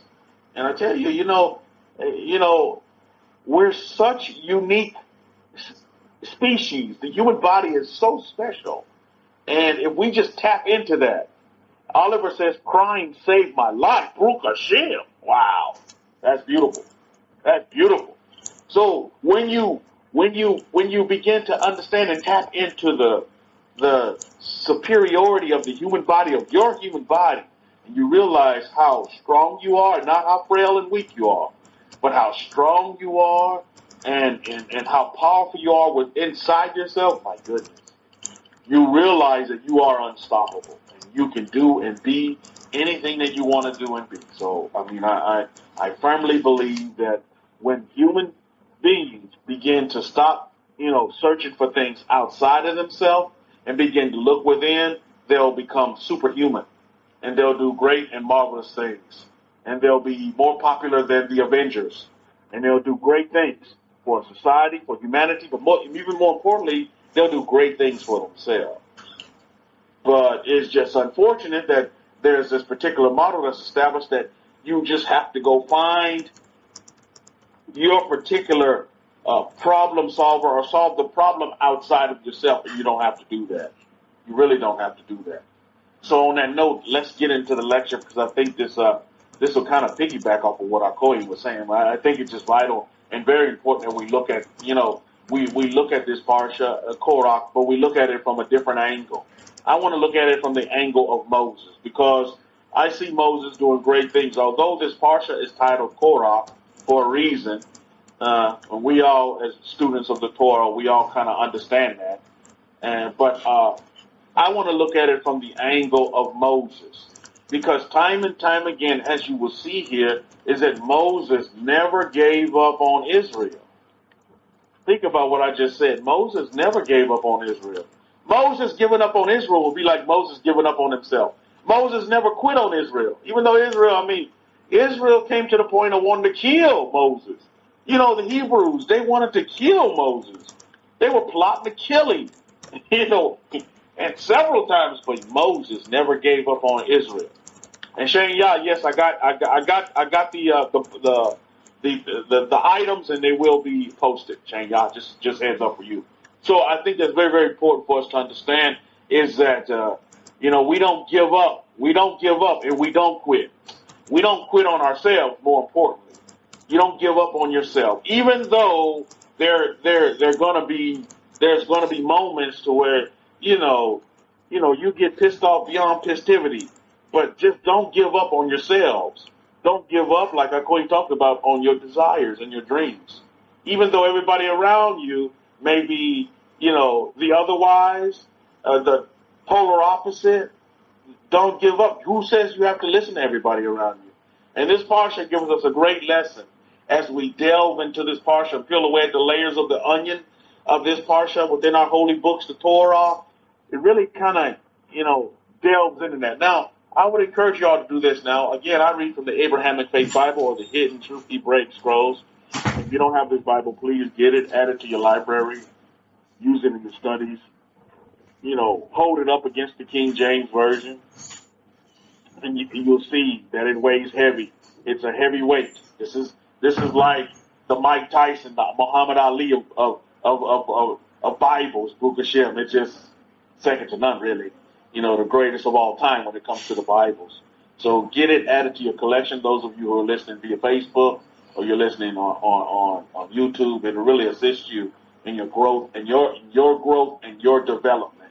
And it'll really be a great tool and in aiding in your success in this life. To have that life that is abundant and even more abundant. To do greater things than Yeshua ben Yosef said. You're going to do greater things, Baruch Hashem.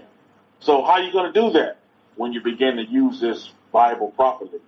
Now, you look at the King James Version, it kind of reminded me what Hakoy's lecture was talking about, how Yeshua ben Yosef was in the boat sleeping. You got storms coming and everything's going on, and you think about the King James Version, it's sort of like, yeah, it's there, the wording is there, but there's no power to the wording. So it's like this Bible is a sleeper, the translation of the King James. It's a sleeper version. And but when you got the Hidden Truth Break Scrolls, the Abrahamic-Faith Bible, the Bible becomes alive to you. It's awake and it becomes real. And you can take it and you can utilize the techniques. You can understand our history and read the stories in our history and apply them and use them in your life. And you use them as tools to help you and assist you not make those mistakes or even do better and correct the mistakes that were made by our ancestors so that we can press on and so that we can end up in our land flowing with milk and honey. How many of you see a land flowing with milk and honey right now? And you're not waiting till you die to see a land flow with milk and honey, but you're in a land flowing with milk and honey right now. You should be. The land flowing with milk and honey is right now. It's not in the by and by. It's actually right now. And contrary to popular belief, this world is not going anywhere. This earth is not going anywhere. Now, people may come and go, but this earth is going to be here. This earth is going to be here. And we've been given dominion over this earth. So it's our responsibility to be good custodians. Now, let's do a quick exercise. Because, again, I read from the Abrahamic-Faith Bible. But when we look at Numbers chapter 16, I'm going to just pitch my tent in Numbers chapter 16 because there's a lot here. Look at Numbers chapter 16 in your Bible, in your Abrahamic-Faith Bible, whatever Bible. And what I want you to do is pick out phrases. Let's do a little exercise here. Pick out phrases or even words. They can be adjectives or adverbs that just stick out to you. You take the time to, open up your Bible or, if you got it on your PDF, just open it up to Numbers chapter 16. And just go through there, and whatever you can kind of scan through it, and whatever word just pop out or just like illuminates, it could be adjectives, adverbs, or phrases. Write them down, or even just like text them in. You can type them in right now if you like.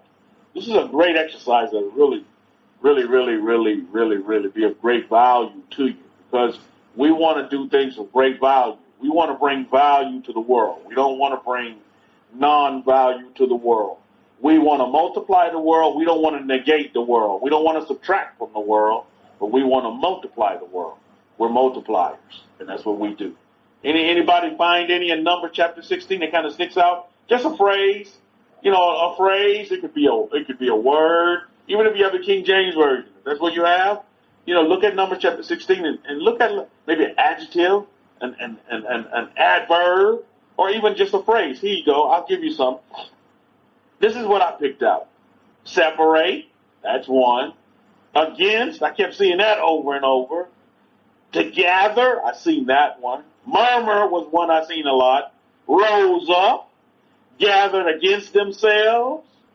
To lift up. I thought that was intriguing. And small things. These are just some of the phrases / words, adjectives, adverbs. Adasa puts down courage, Baruch Hashem, that I kind of picked out. Now, when we talk about never quitting or never giving up, never quitting, never giving up, not so much on things that are around you, but just, I'm talking about giving up on yourself, even more importantly. Never quitting on yourself. Because sometimes things outside of yourself, you may have to quit. You may have to give up on. Let me give you an example of that. I gave up on, on Hagee and his church at Cornerstone. I quit that church. I gave up on it. You see, things outside of myself, I gave up. I'll quit and give up on them. If that I see that they're not being beneficial to me, they're not being of assistance to me, there is no substance to them, then I'll give up on them. And then what I'll do is I'll try something new. You see, so that's an example of what I mean, like when you kind of quit on something or you give up on something outside of yourself because it wasn't doing anything for me internally going to, Hagee's church. There you go. Murmur was one that came up a lot, that really stuck out to me. Murmur. Cohen dealt with this in his lecture, and believe me, this is not in our holy books, these examples and these stories that we see in our holy books. Murmur seems to pop up a lot in our Torah.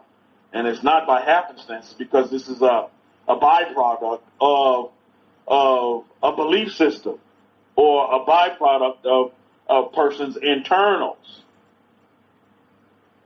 Murmur. To rise up, to gather themselves together.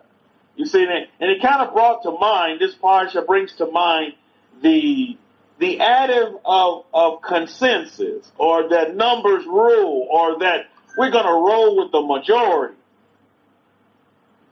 I will always encourage all of you to not consider, the numbers as the tell-all or in your decision-making process. Let your decision-making processes come from within yourself. You decide for yourself what's best for you. I decided for myself that going to Hagee's church at Cornerstone Church here in San Antonio, Texas, was not beneficial to me at all. It had no substance for me. I wasn't getting nothing out of it. I felt like I was like one of them hamsters when he gets on that little wheel and just starts spinning. Then I kind of felt like that, just like I was going nowhere. I was like, man, come on. There has to be more to life than this. When you could begin, and how many of you have conversations with yourself? And how many of you, in your conversations, you actually talk to yourself and yourself talks back to you? How many of you have that experience? And this is the experience that I was having. And I do it all the time. People look at me like I'm crazy. But I'm sitting there and I'm having these conversations with myself, and I'm actually responding to myself, and I'm at the same time asking myself these questions, like, okay, let's see what's going to be beneficial here. Well, if I do take this upon me, or if I do take this particular action, is it going to help somebody, or is it going to hurt somebody? Is it going to help me? Is it going to hurt me? Is it going to help me represent and publish the name of the Most High, or is it not? You see, I consider all these things going forward. I really don't do much talking during the 6 days of labor. I sit back and I find myself being a great listener because people want to talk to me. So I afford them the opportunity to be able to talk, to conversation in a relation, that there's two sides to a conversation. The dominant side is just all talk. You have to be able to be quiet, settle down, and be able to listen. Because you'd be surprised what you hear when you actually listen. I'll say that again. You'll be surprised at what you hear when you actually sit down and you listen. I'll say that again. You'll be surprised at what you hear when you actually settle down and you sit down and listen. And that will be beneficial to you. That will assist you. And that will be a great directive in your decision-making process as you make a decision. Whatever decision that you're going to make. Always leave room for opinion. And that opinion will help you make a better decision. But you can't do that in a relationship, in a conversation, if it's just one-sided, to where only one person is doing the talking. As a student of human nature, I understand that people want to talk and they want to voice themselves. And it's natural for them to do so. But it's the opposite that gets the folks in a lot of trouble. Those that want to keep it in, internalize it. Like I told you about this guy. He wanted to just internalize it. He said, man, I kept it all in, and then I realized I got to a point to where sometimes I had to let it all out. And then when I did, it just came out wrong because bottling up so much stuff. So when I did let it all out, it affected a lot of people that were around me, and I was totally wrong. And I pushed away a lot of people in my life because of that kind of behavior that I had. And he's sitting there telling me all this stuff. And, you know, he really understands. And you know what I gleaned from all that is that, man, this guy's really starting to understand himself. And that's beautiful. When you can say that, man, you really starting to understand yourself. That's great. That's beautiful. That is indeed wonderful. And a lot of folks never get to that point to where they really begin to understand themselves. Why is that? Because there's a lot of trees, and before they can see the road, there's many trees in the way. What's some of those trees? Like what we talked about in this exercise that I did, the Mishpahah. You look at phrases, you look at adjectives, adverbs, phrases in Numbers chapter 16 that stick out. Gather. See, when people want to gather, when they want to gather together, you know, there can be positive and negative gatherings, and you have to be careful who you gather yourself with. And this is another one of those that you see in Numbers chapter 16. It's the second. Moses is instructed by the God of Israel that, you know, you're to separate from these people. You see? Then there's come a time where you have to do that, where you have to, you know, separate yourself from this negativity, from the murmuring, from the rising up, from the protest. A man in Korah's clan was saved because his wife separated him from the consensus. No, you're not going to roll with that. We're going to come kind of, you just not going. Tell them what you're not going. I'm not going to allow you to go. You have to separate yourself from that kind of environment. How many of you understand that? Now you may be saying, well, Rabbi, there's sometimes where I can't separate myself. And yeah, I do get that. And then that's when you begin to dominate through your wit and your app, you begin to combat the negativity with what? With positivity. You completely, like Akoi said, you can completely change the whole situation just by your speech and just by your action. You can begin to correct people in a positive. A joker come up to you and tell you, hey, you know, I just can't afford to pay my bills. And you can totally change the situation around and say, hey, no, you can afford your bills and you have residual income coming in to where you can do all of these things that you desire to do. You see, at times, as a light to the nations, we have to change the whole thought process of individuals that's around us.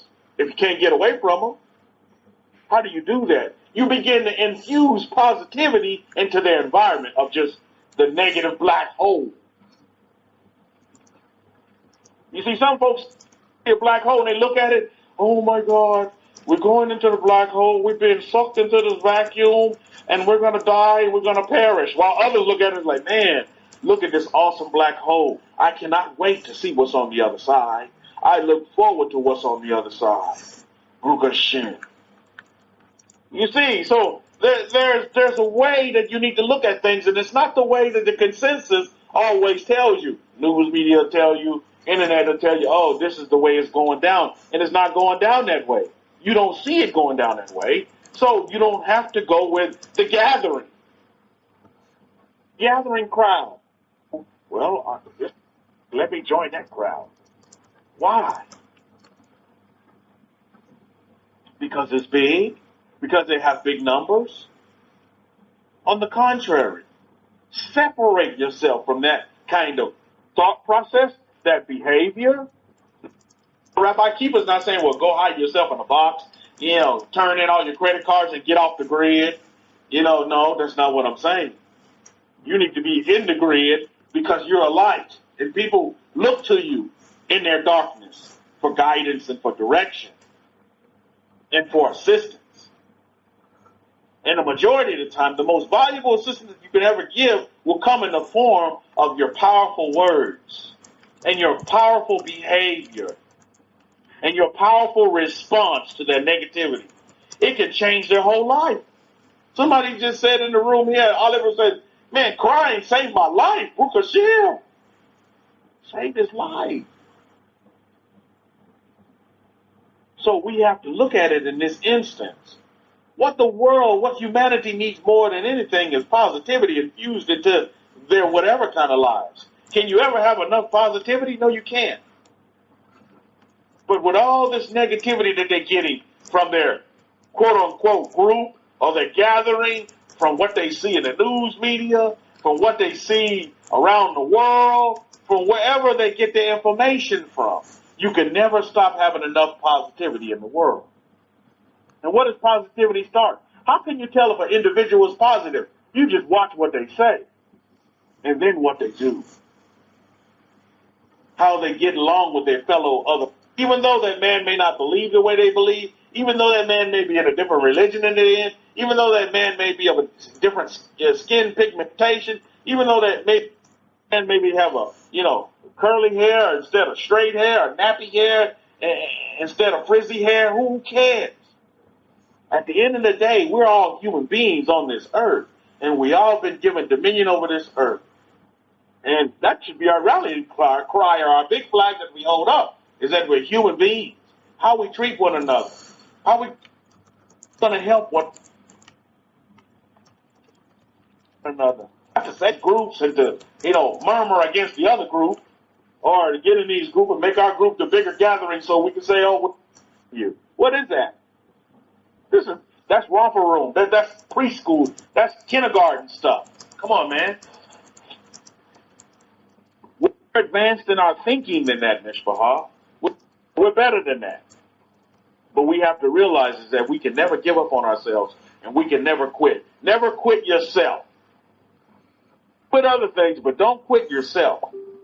Don't quit your desires. Don't quit what you want for. Never quit.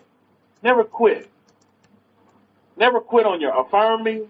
Never quit on your aspirations. Never quit on your dreams. Because there's that logic and that ego inside of you that tell you, oh, you're a quitter, chicken dinner. All you are is a quitter. You're going to be a quitter your whole life.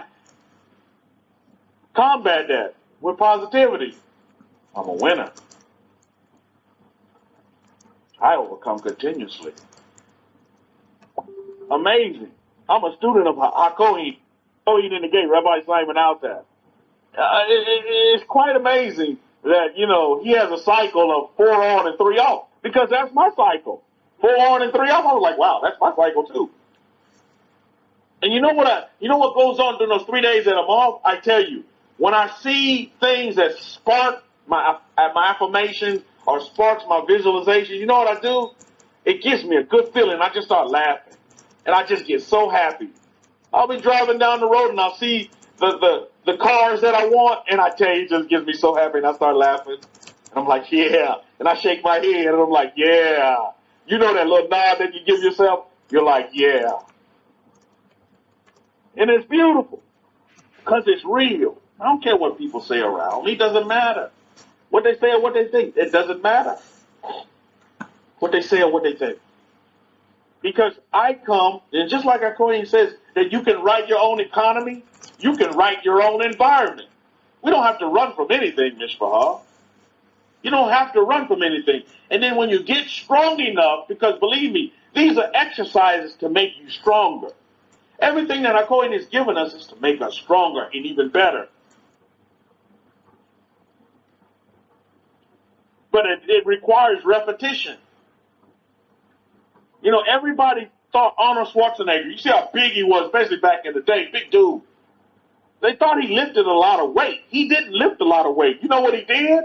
He said, I used a little bit of weight, but I did a lot of repetitions. He did a lot of reps.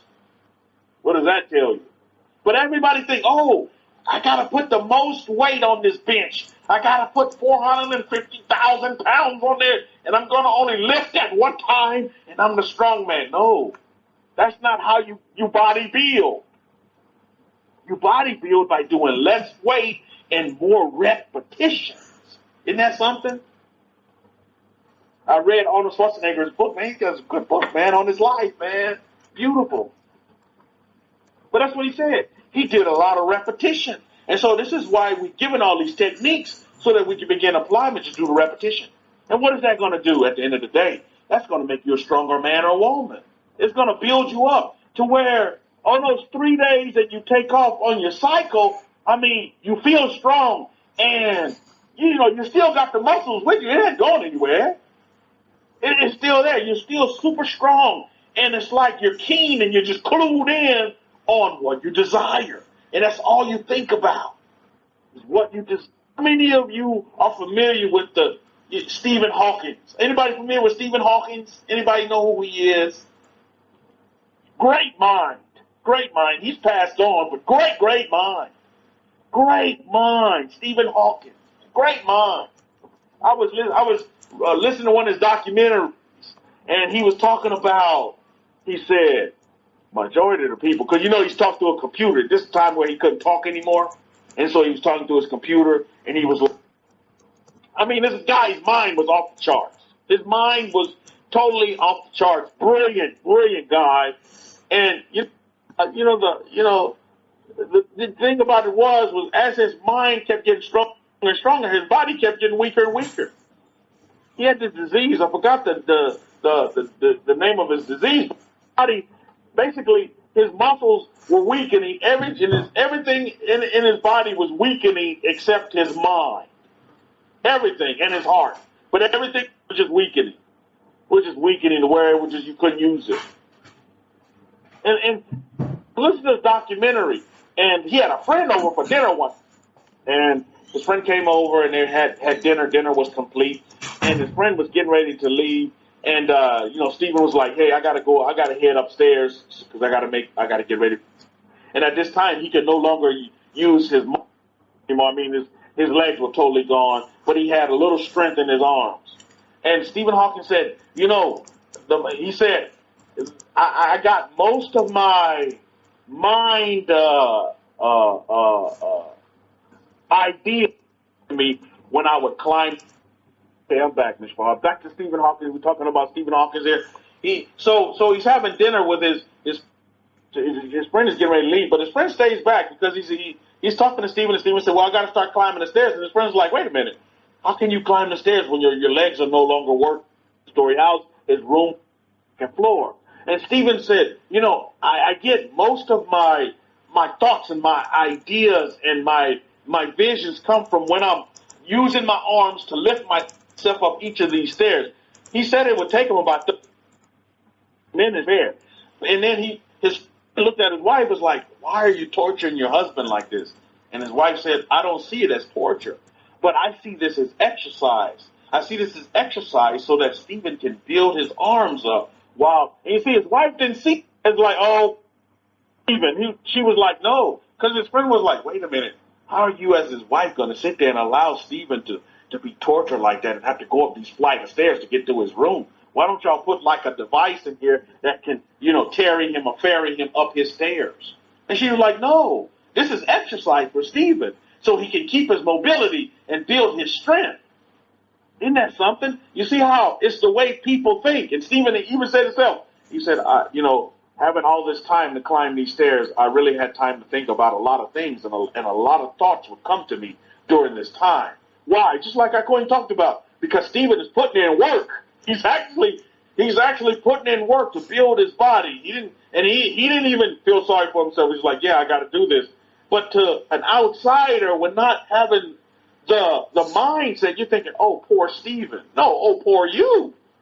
Because Stephen is still trying. He's using his abilities that he does have, and he's not feeling sorry for himself.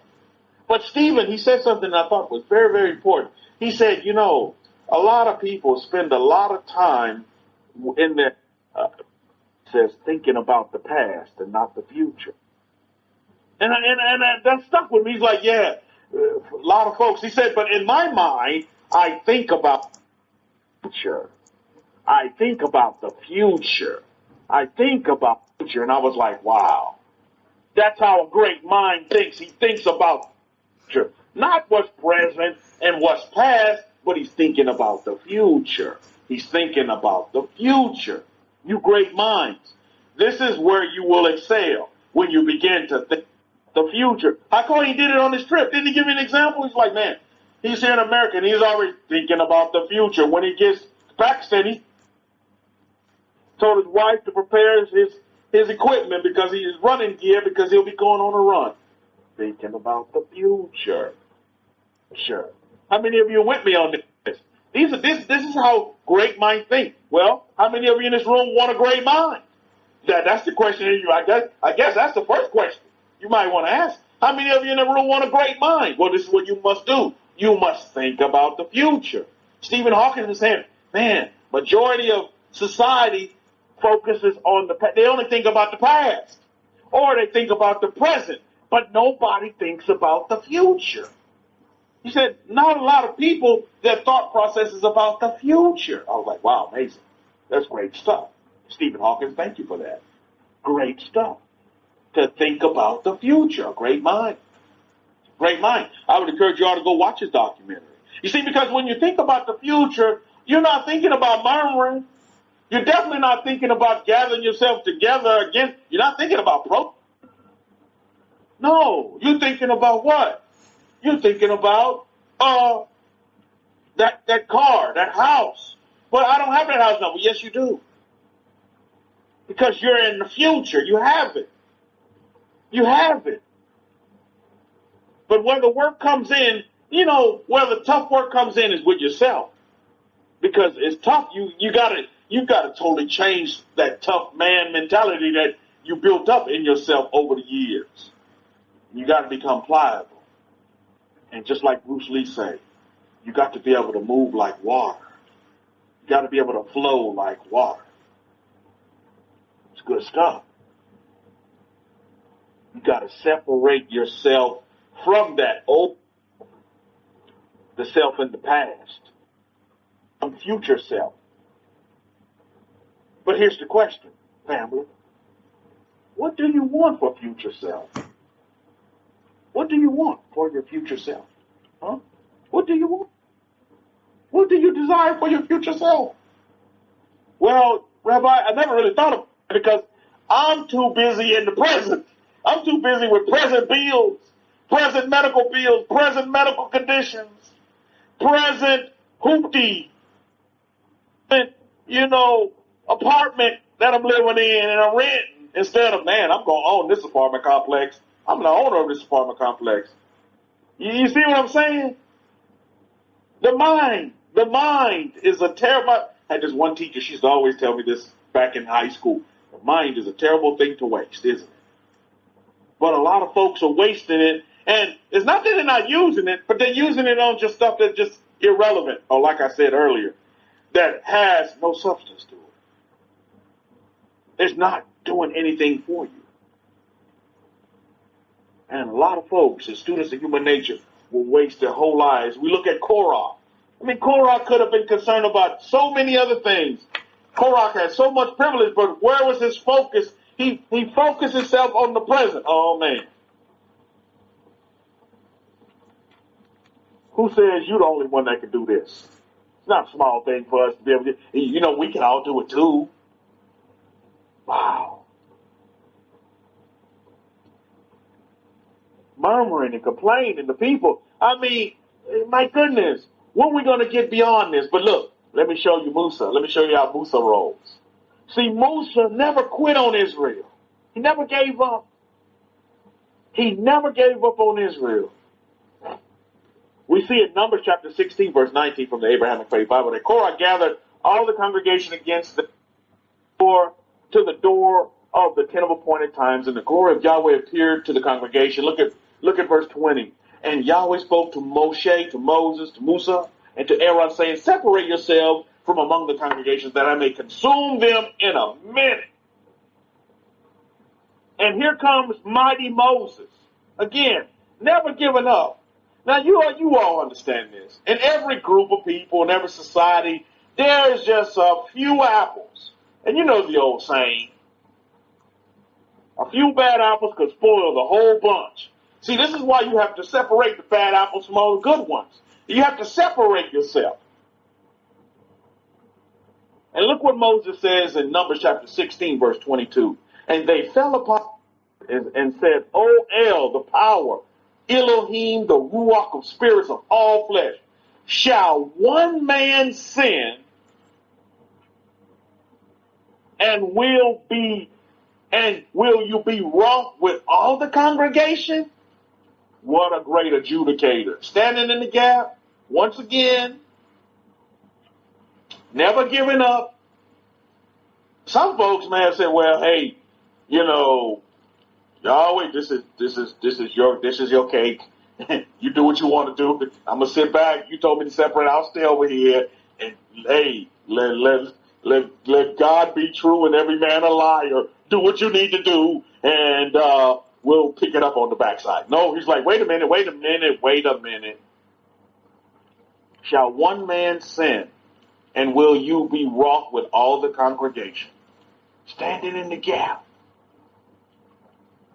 for Israel. Standing in the gap for all those. You see, again, one man can't down Mishpahah.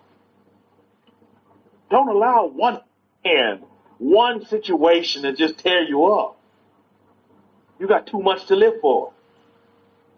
There's too much riding on this, Israel. There's too much riding on your life. Don't sell it short. Your life is too valuable. How many of you will say that right now? My life is valuable to me. Your life is valuable. Don't waste it. Your life is so valuable. You bring so much value to this earth. You're so valuable. Don't see yourself, oh, well, Rabbi, I'm too old. Don't ever say that. Don't ever say that. When you reach Sarah's age, when you reach Abraham's age, then we can talk. But until then, don't say that. You're a young whippersnapper. Oh, and I hear that a lot. Oh, I'm so old. Why did I wait so late to get this through? Blah, blah, blah, blah, blah, blah. Quit going down those rabbit holes. You see? Too busy thinking about the past instead of the now, instead of the future. Okay, now that I have this truth, what am I going to do with it? What am I going to do with it? Now that I have it, what am I going to do with it? I'm going to begin to take this and I'm going to apply it. As Nachan works on his vocal cords, I'm going to take this and I'm going to apply it. I'm going to put it to use.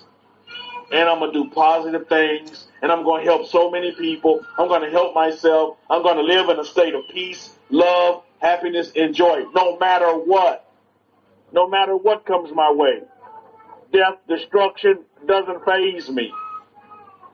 I'm here and I'm going to do great things for my society, for myself, and for my family. And we're going to be conquerors and we're going to be overcomers, Nachan. And we're going to be happy. And we're going to smile, right, Nachan? And we're not going to be sad, right, Nachan? There you go. Yes. And so this is what we have to consider going forward, Ms. Barr, is that we won't give up. If we won't give up, we won't give in. We won't give up and we won't give in, Ms. Barr. As Nachan wants to join the class, he's ready to start teaching. Bukashem. These things are vital, important for us to understand. Don't settle. Don't quit.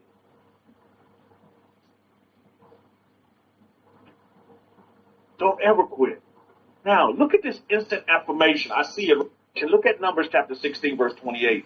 And Musa and Moshe said, hereby you shall know that Yahweh has sent me to do all these works, for I have not done them on my own mind. Now get this. Look at verse 28, 29. If these men die the common death of all men, or if they be visited by another visitation of all men, then Yahweh has not sent me. But look at what he says here. But if Yahweh made a new thing, what's this new thing? You see this instant affirmation? Moses thought this and it happened. Now, had this ever happened before? Let's look at this. A new thing, and the earth opens her mouth and swallows them up with all that appertained to them. And they go down quick into Sheol. Then you shall understand that have provoked Yahweh. Look at this instant affirmation. And then we look at verse 31 of Numbers chapter 16. And it came to pass, as he had made an end of speaking all these words, that the ground opened up that was underneath them. My goodness, just like that. Just as he spoke it. Now you may say, well, Did Moses and the God of Israel sit here and collude? Did they sit here and collude together and say, oh, okay, Moses, this is what you're going to do? No, Moses spoke it and it was. Just like you speak it and it can be if you really believe it. I mean, this was a hot point. Imagine if the earth didn't open up. But yet there still wasn't enough people. The earth did open up and swallowed all of the Korah. You guys know the story there. But then what happened? That wasn't the end of it. That was not the end of it. The people still murmured. That was not the end of it. To where they were hit with a plague. My goodness. Right now, Sean? That still wasn't enough. Still wasn't enough.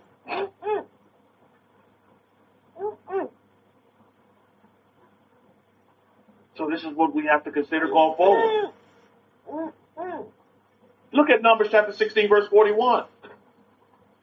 But tomorrow, all the congregation of the children of Israel murmured against Moshe. Again, that word murmur.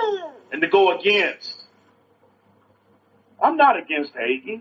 I'm not against him in no kind of way. A lot of people are happy at Cornerstone Church here in San Antonio. I'm totally not against that. It just wasn't for me. It just wasn't for me. So they murmured against Moshe, against Moses, and against Aaron, saying, you have killed people of Yahweh. Oh, my goodness. They just see the earth open up. I mean, these guys all witnesses, and yet they still murmuring. Do you see where they're at? You see? Their minds are not in the future. Their minds are in the past. Oh, you killed these people. Are you kidding me? My goodness. But yet Moses sticks in with them. Moses saves them because the plague was about to kick off. Let's read it. Numbers chapter 16, verse 42. And it came to pass when the congregation was gathered against Moshe and against Aaron, that they looked towards the tent of appointed times, and behold, the cloud covered it, and the glory of Yahweh appeared. Baruch Hashem. Look at verse 43. And Moshe and Aaron came before the tent of appointed times. Look at verse 44. And Yahweh spoke to Moshe, saying, get away from this congregation, that I may consume them in this moment. And they fell on their faces. My goodness. Verse 46. And Moshe and Moses said to Aaron, take a censer, put from off the altar, and put on incense, and go quickly to the congregation and make atonement for them. For there is wrath gone out from Yahweh, and the plague begun. And the plague has begun. My goodness. Look at verse 47. And Aaron took as Moshe commanded and ran into the midst of the congregation, and behold, the plague was begun amongst the people. Why the plague? You see, when you murmur, that equals plague. Plague coming your way. Disaster, destruction, annihilation. Why? Because that's the fruits of murmuring. And this is why it's important that sometimes that we must separate ourselves from these kind of people. Right, Nakshan? When you cannot change their behavior, when they don't want to change, and that seems like be the only thing all around you, separate yourself from that. Because before you know it, that can start to have an effect on you. If you allow it. You see, if you're not strong enough, you're not strong enough. And all of you in this room understand that we're always getting stronger. We always must continue to exercise to get stronger. We all know there may be some weak points in our arsenal, but that's okay. In our armor, we have some little weak points, but we can make them stronger. Just like you know your strength, Nico, it's important for you to understand your weaknesses. How many of you in this room understand your weaknesses? You know what your weaknesses are. You know what your weak man. I tell you, my kryptonite is a beautiful woman. That's a weakness.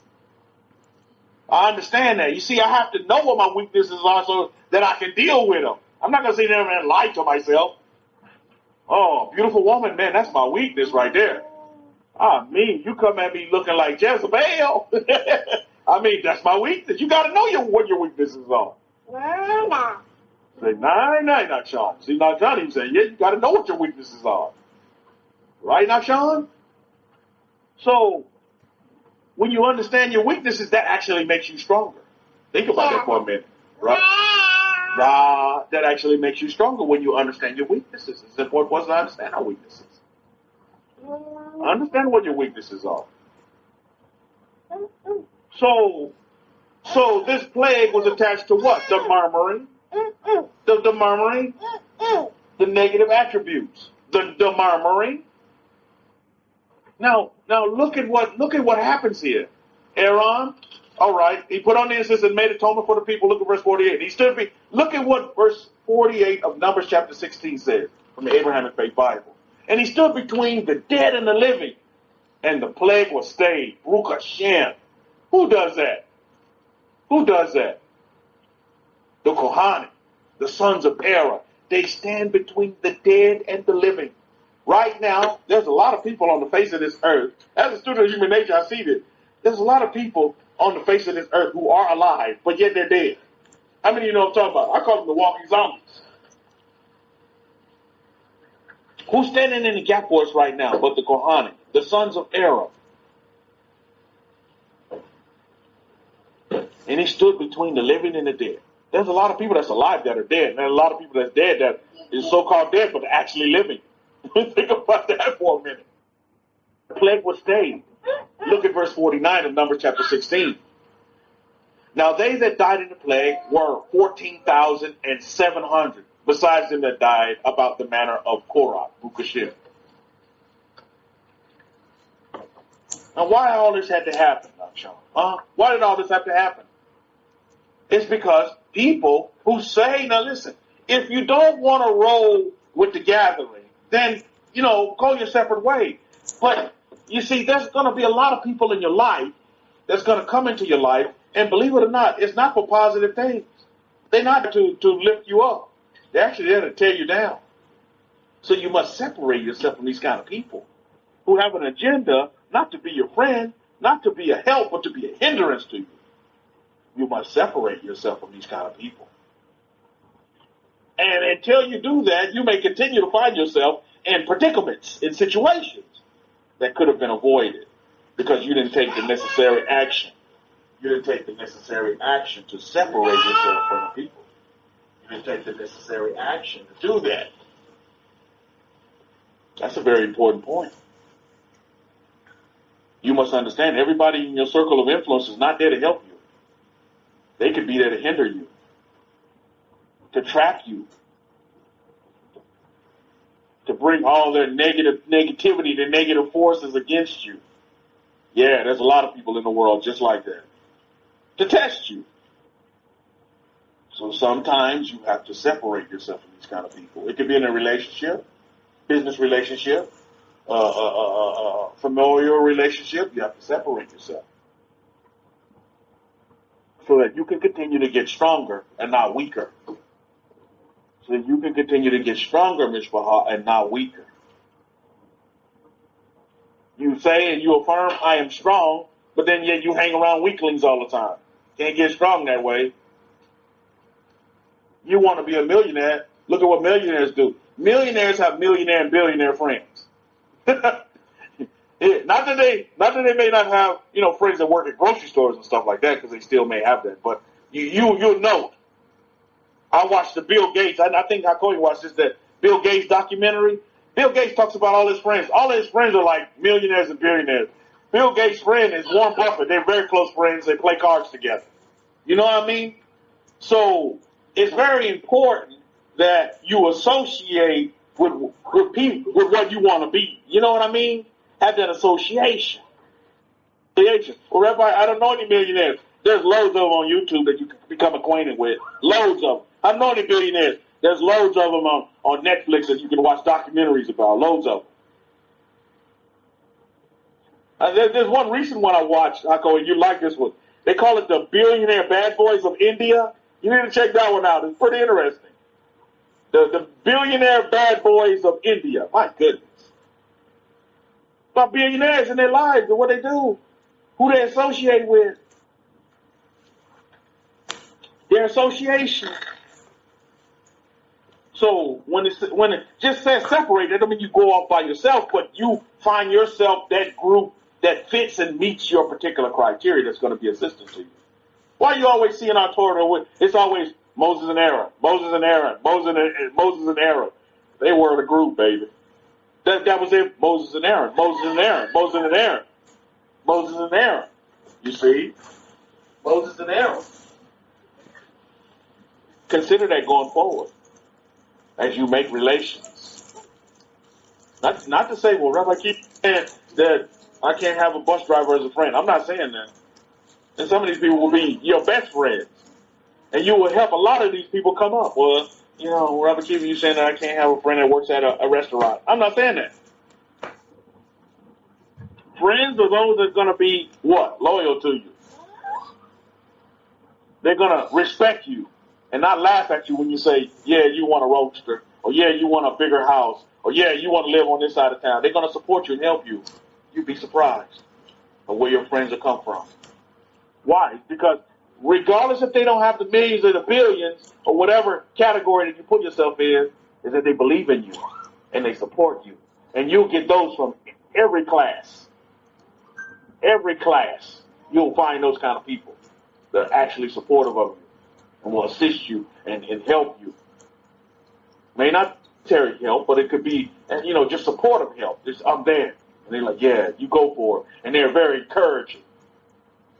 And they don't have that mindset of, oh, pour you, pour this, pour that. No, they say, go get it. You have it. I'm with you. I want to ride in it when you get it. I want to go to your house party when you have it. They support you. And they're not murmuring and backbiting and talking about you and gossiping about you. In that. See, these are kind you need to clear up. Just stay away from them. Stay away from them. Associate with them when you have to. Give them a good word. Infuse positivity into their livelihoods. And who knows, it may be your words that actually change them to where they can see themselves for who they really are. That's important to understand. So do you guys see that instant manifestation that happened? Moses said the earth going to open up and swallow y'all up. And guess what? The earth did open up, swallow them up. There you go. There you have it. Right there on the spot. What's your instant manifestation that you have for yourself? Remember, Hakon is right, and I do believe in that. You got to start off small so that you can build your repetition up. You know, manifest $20, $100, what you want, whatever you want to manifest. Huh? Whatever you manifest, a conversation with that woman that you want to date or whatever. Whatever it may be, you manifest. But start small. Start small. So that you can build up a resume of manifestation. You see, you got to build up that resume, and then you'll become stronger. And then during your cycles, when you have those 3 days off, you're just as strong as you were on the 4 days that you're on. You know what I mean? Just as powerful. And everything is still vivid, and you see it just like it is, because that's what it is. Because you see into the future. Man, that'll be a nice t-shirt. I see in the future. I see the future. And guess what? The future is now. You see? People can't comprehend that. But I see into the future, and the future is now. Baruch Hashem. Why wait for the future when you can have the future now? But we're taking this to a whole nother level. This is way different than, Judaism 101, isn't it? It's totally different. Totally different, Mishpachah. And that's the beauty of it. That's what it's supposed to be. Because we're a different kind of people. And we do things differently. Right? That's what we do. That's what we are. So never quit on yourself. Never give up on yourself. Never tell yourself that you cannot. Because you can. Whilst others around you may say you can't. But you can. You can be and you can do whatever you want to do. But future. What you see with your eyes, you see future. And I was thinking about this, my meditations this week. A lot of people. You know why a lot of people are blind, yet they see? It's because they don't see with their third eye. They don't see with that eye right there. My wife knows about that third eye. She knows about that eye. They don't see with their third eye. This is why they're blinded. They go through their whole life seeing, but blind. Why? It's because they haven't tapped in. Their third eye is asleep. Think about that for a minute. You start talking third eye to people and they look at you. Hey, they can't see. They can't see that third eye. Think about that. Consider these things going forward, Mishpah, as we keep moving forward. Forward is future. Forward is not past. Forward is future. So let's go forward. And let's continue to do great things now. Marvelous things now. Be happy now. Be at peace now. Be in perfect love now. Be full of joy now. See, these are foundational things that must be done so you can build upon those things. You can build upon the wealth. You can build upon the relationship. You can build upon the success when you have the baseline, peace, love, joy, happiness established. When you don't have that, then everything gets a little rocky. You see what I mean? You see, you get that baseline established, your health going to be perfect. You're going to have perfect health. You're going to be in a healthy mind and a healthy body. Because you're at peace. You're at love. You enjoy with yourself. And that's what it will be. That's what it will be, Mishpahar. You don't have time for all that negativity.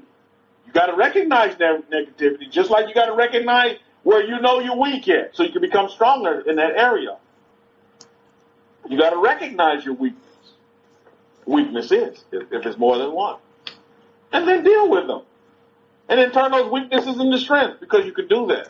You have the ability to do that. It's within you. You have that ability.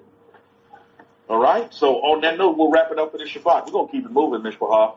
We're going to keep it moving in the future. But the question I have for you is, what is your future? This is a question you have to ask and answer yourself. Put it in writing. Well, what is my future? What do I want for my future? I don't even know what I want for my future. I've been fixated on what's happening before my face.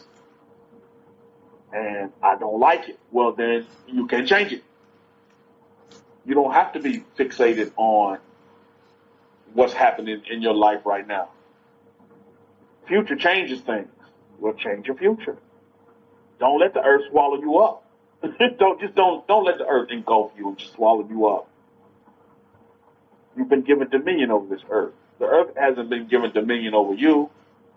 Don't forsake your dominion responsibility. I see a lot of these movies. They say, "Oh, I'm on top of the world." So you're supposed to be on top of the world. Where else do you want to be? Underneath it? Be on top of the world. That's your right. That's your God-given right. Believe it or not.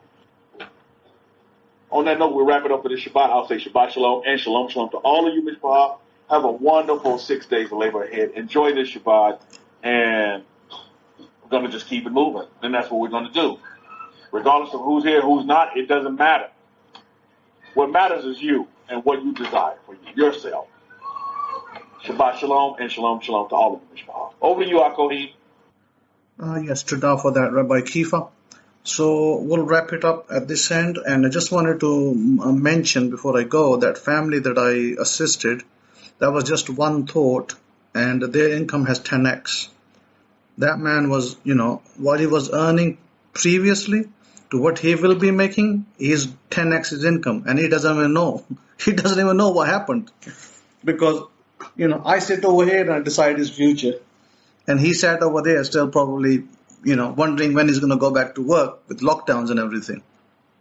Okay, so with that, it's you what you can do for others. Remember that poster that they put out there? What can you, don't think that what America can do for you, what Uncle Sam can do for you, is what can you do for Uncle Sam? It's kind of, on the same lines. What can you do for other people? You can help your friends, family, many people. Even if you have this information, you can give it to your family and friends and help them so they can change their lives and make it better for themselves. And you can even indirectly help them. So there's many ways to utilize the power that you have. But it's entirely up to you how you do it. Entirely up to you. Rabbi Kefa, do send me the lecture, please, and I'll extrapolate the information that I need out from there, and then I can post it together. Okay, Todah for that. Have a great Shabbat over there in North America. A great week ahead in over the pond. I believe that lockdowns are ending in the pond. European lockdowns might be coming to an end sometime this month. England, I believe, is marked for June 21. So let's see where we end up. The skies are opening up. More people are beginning to fly. So, yeah, those of you who want to take a nap, take a jab, then airline stocks are the ones to go for on a short-term basis. That's where the money will be, in the short-term basis, okay? All right. Have a great week.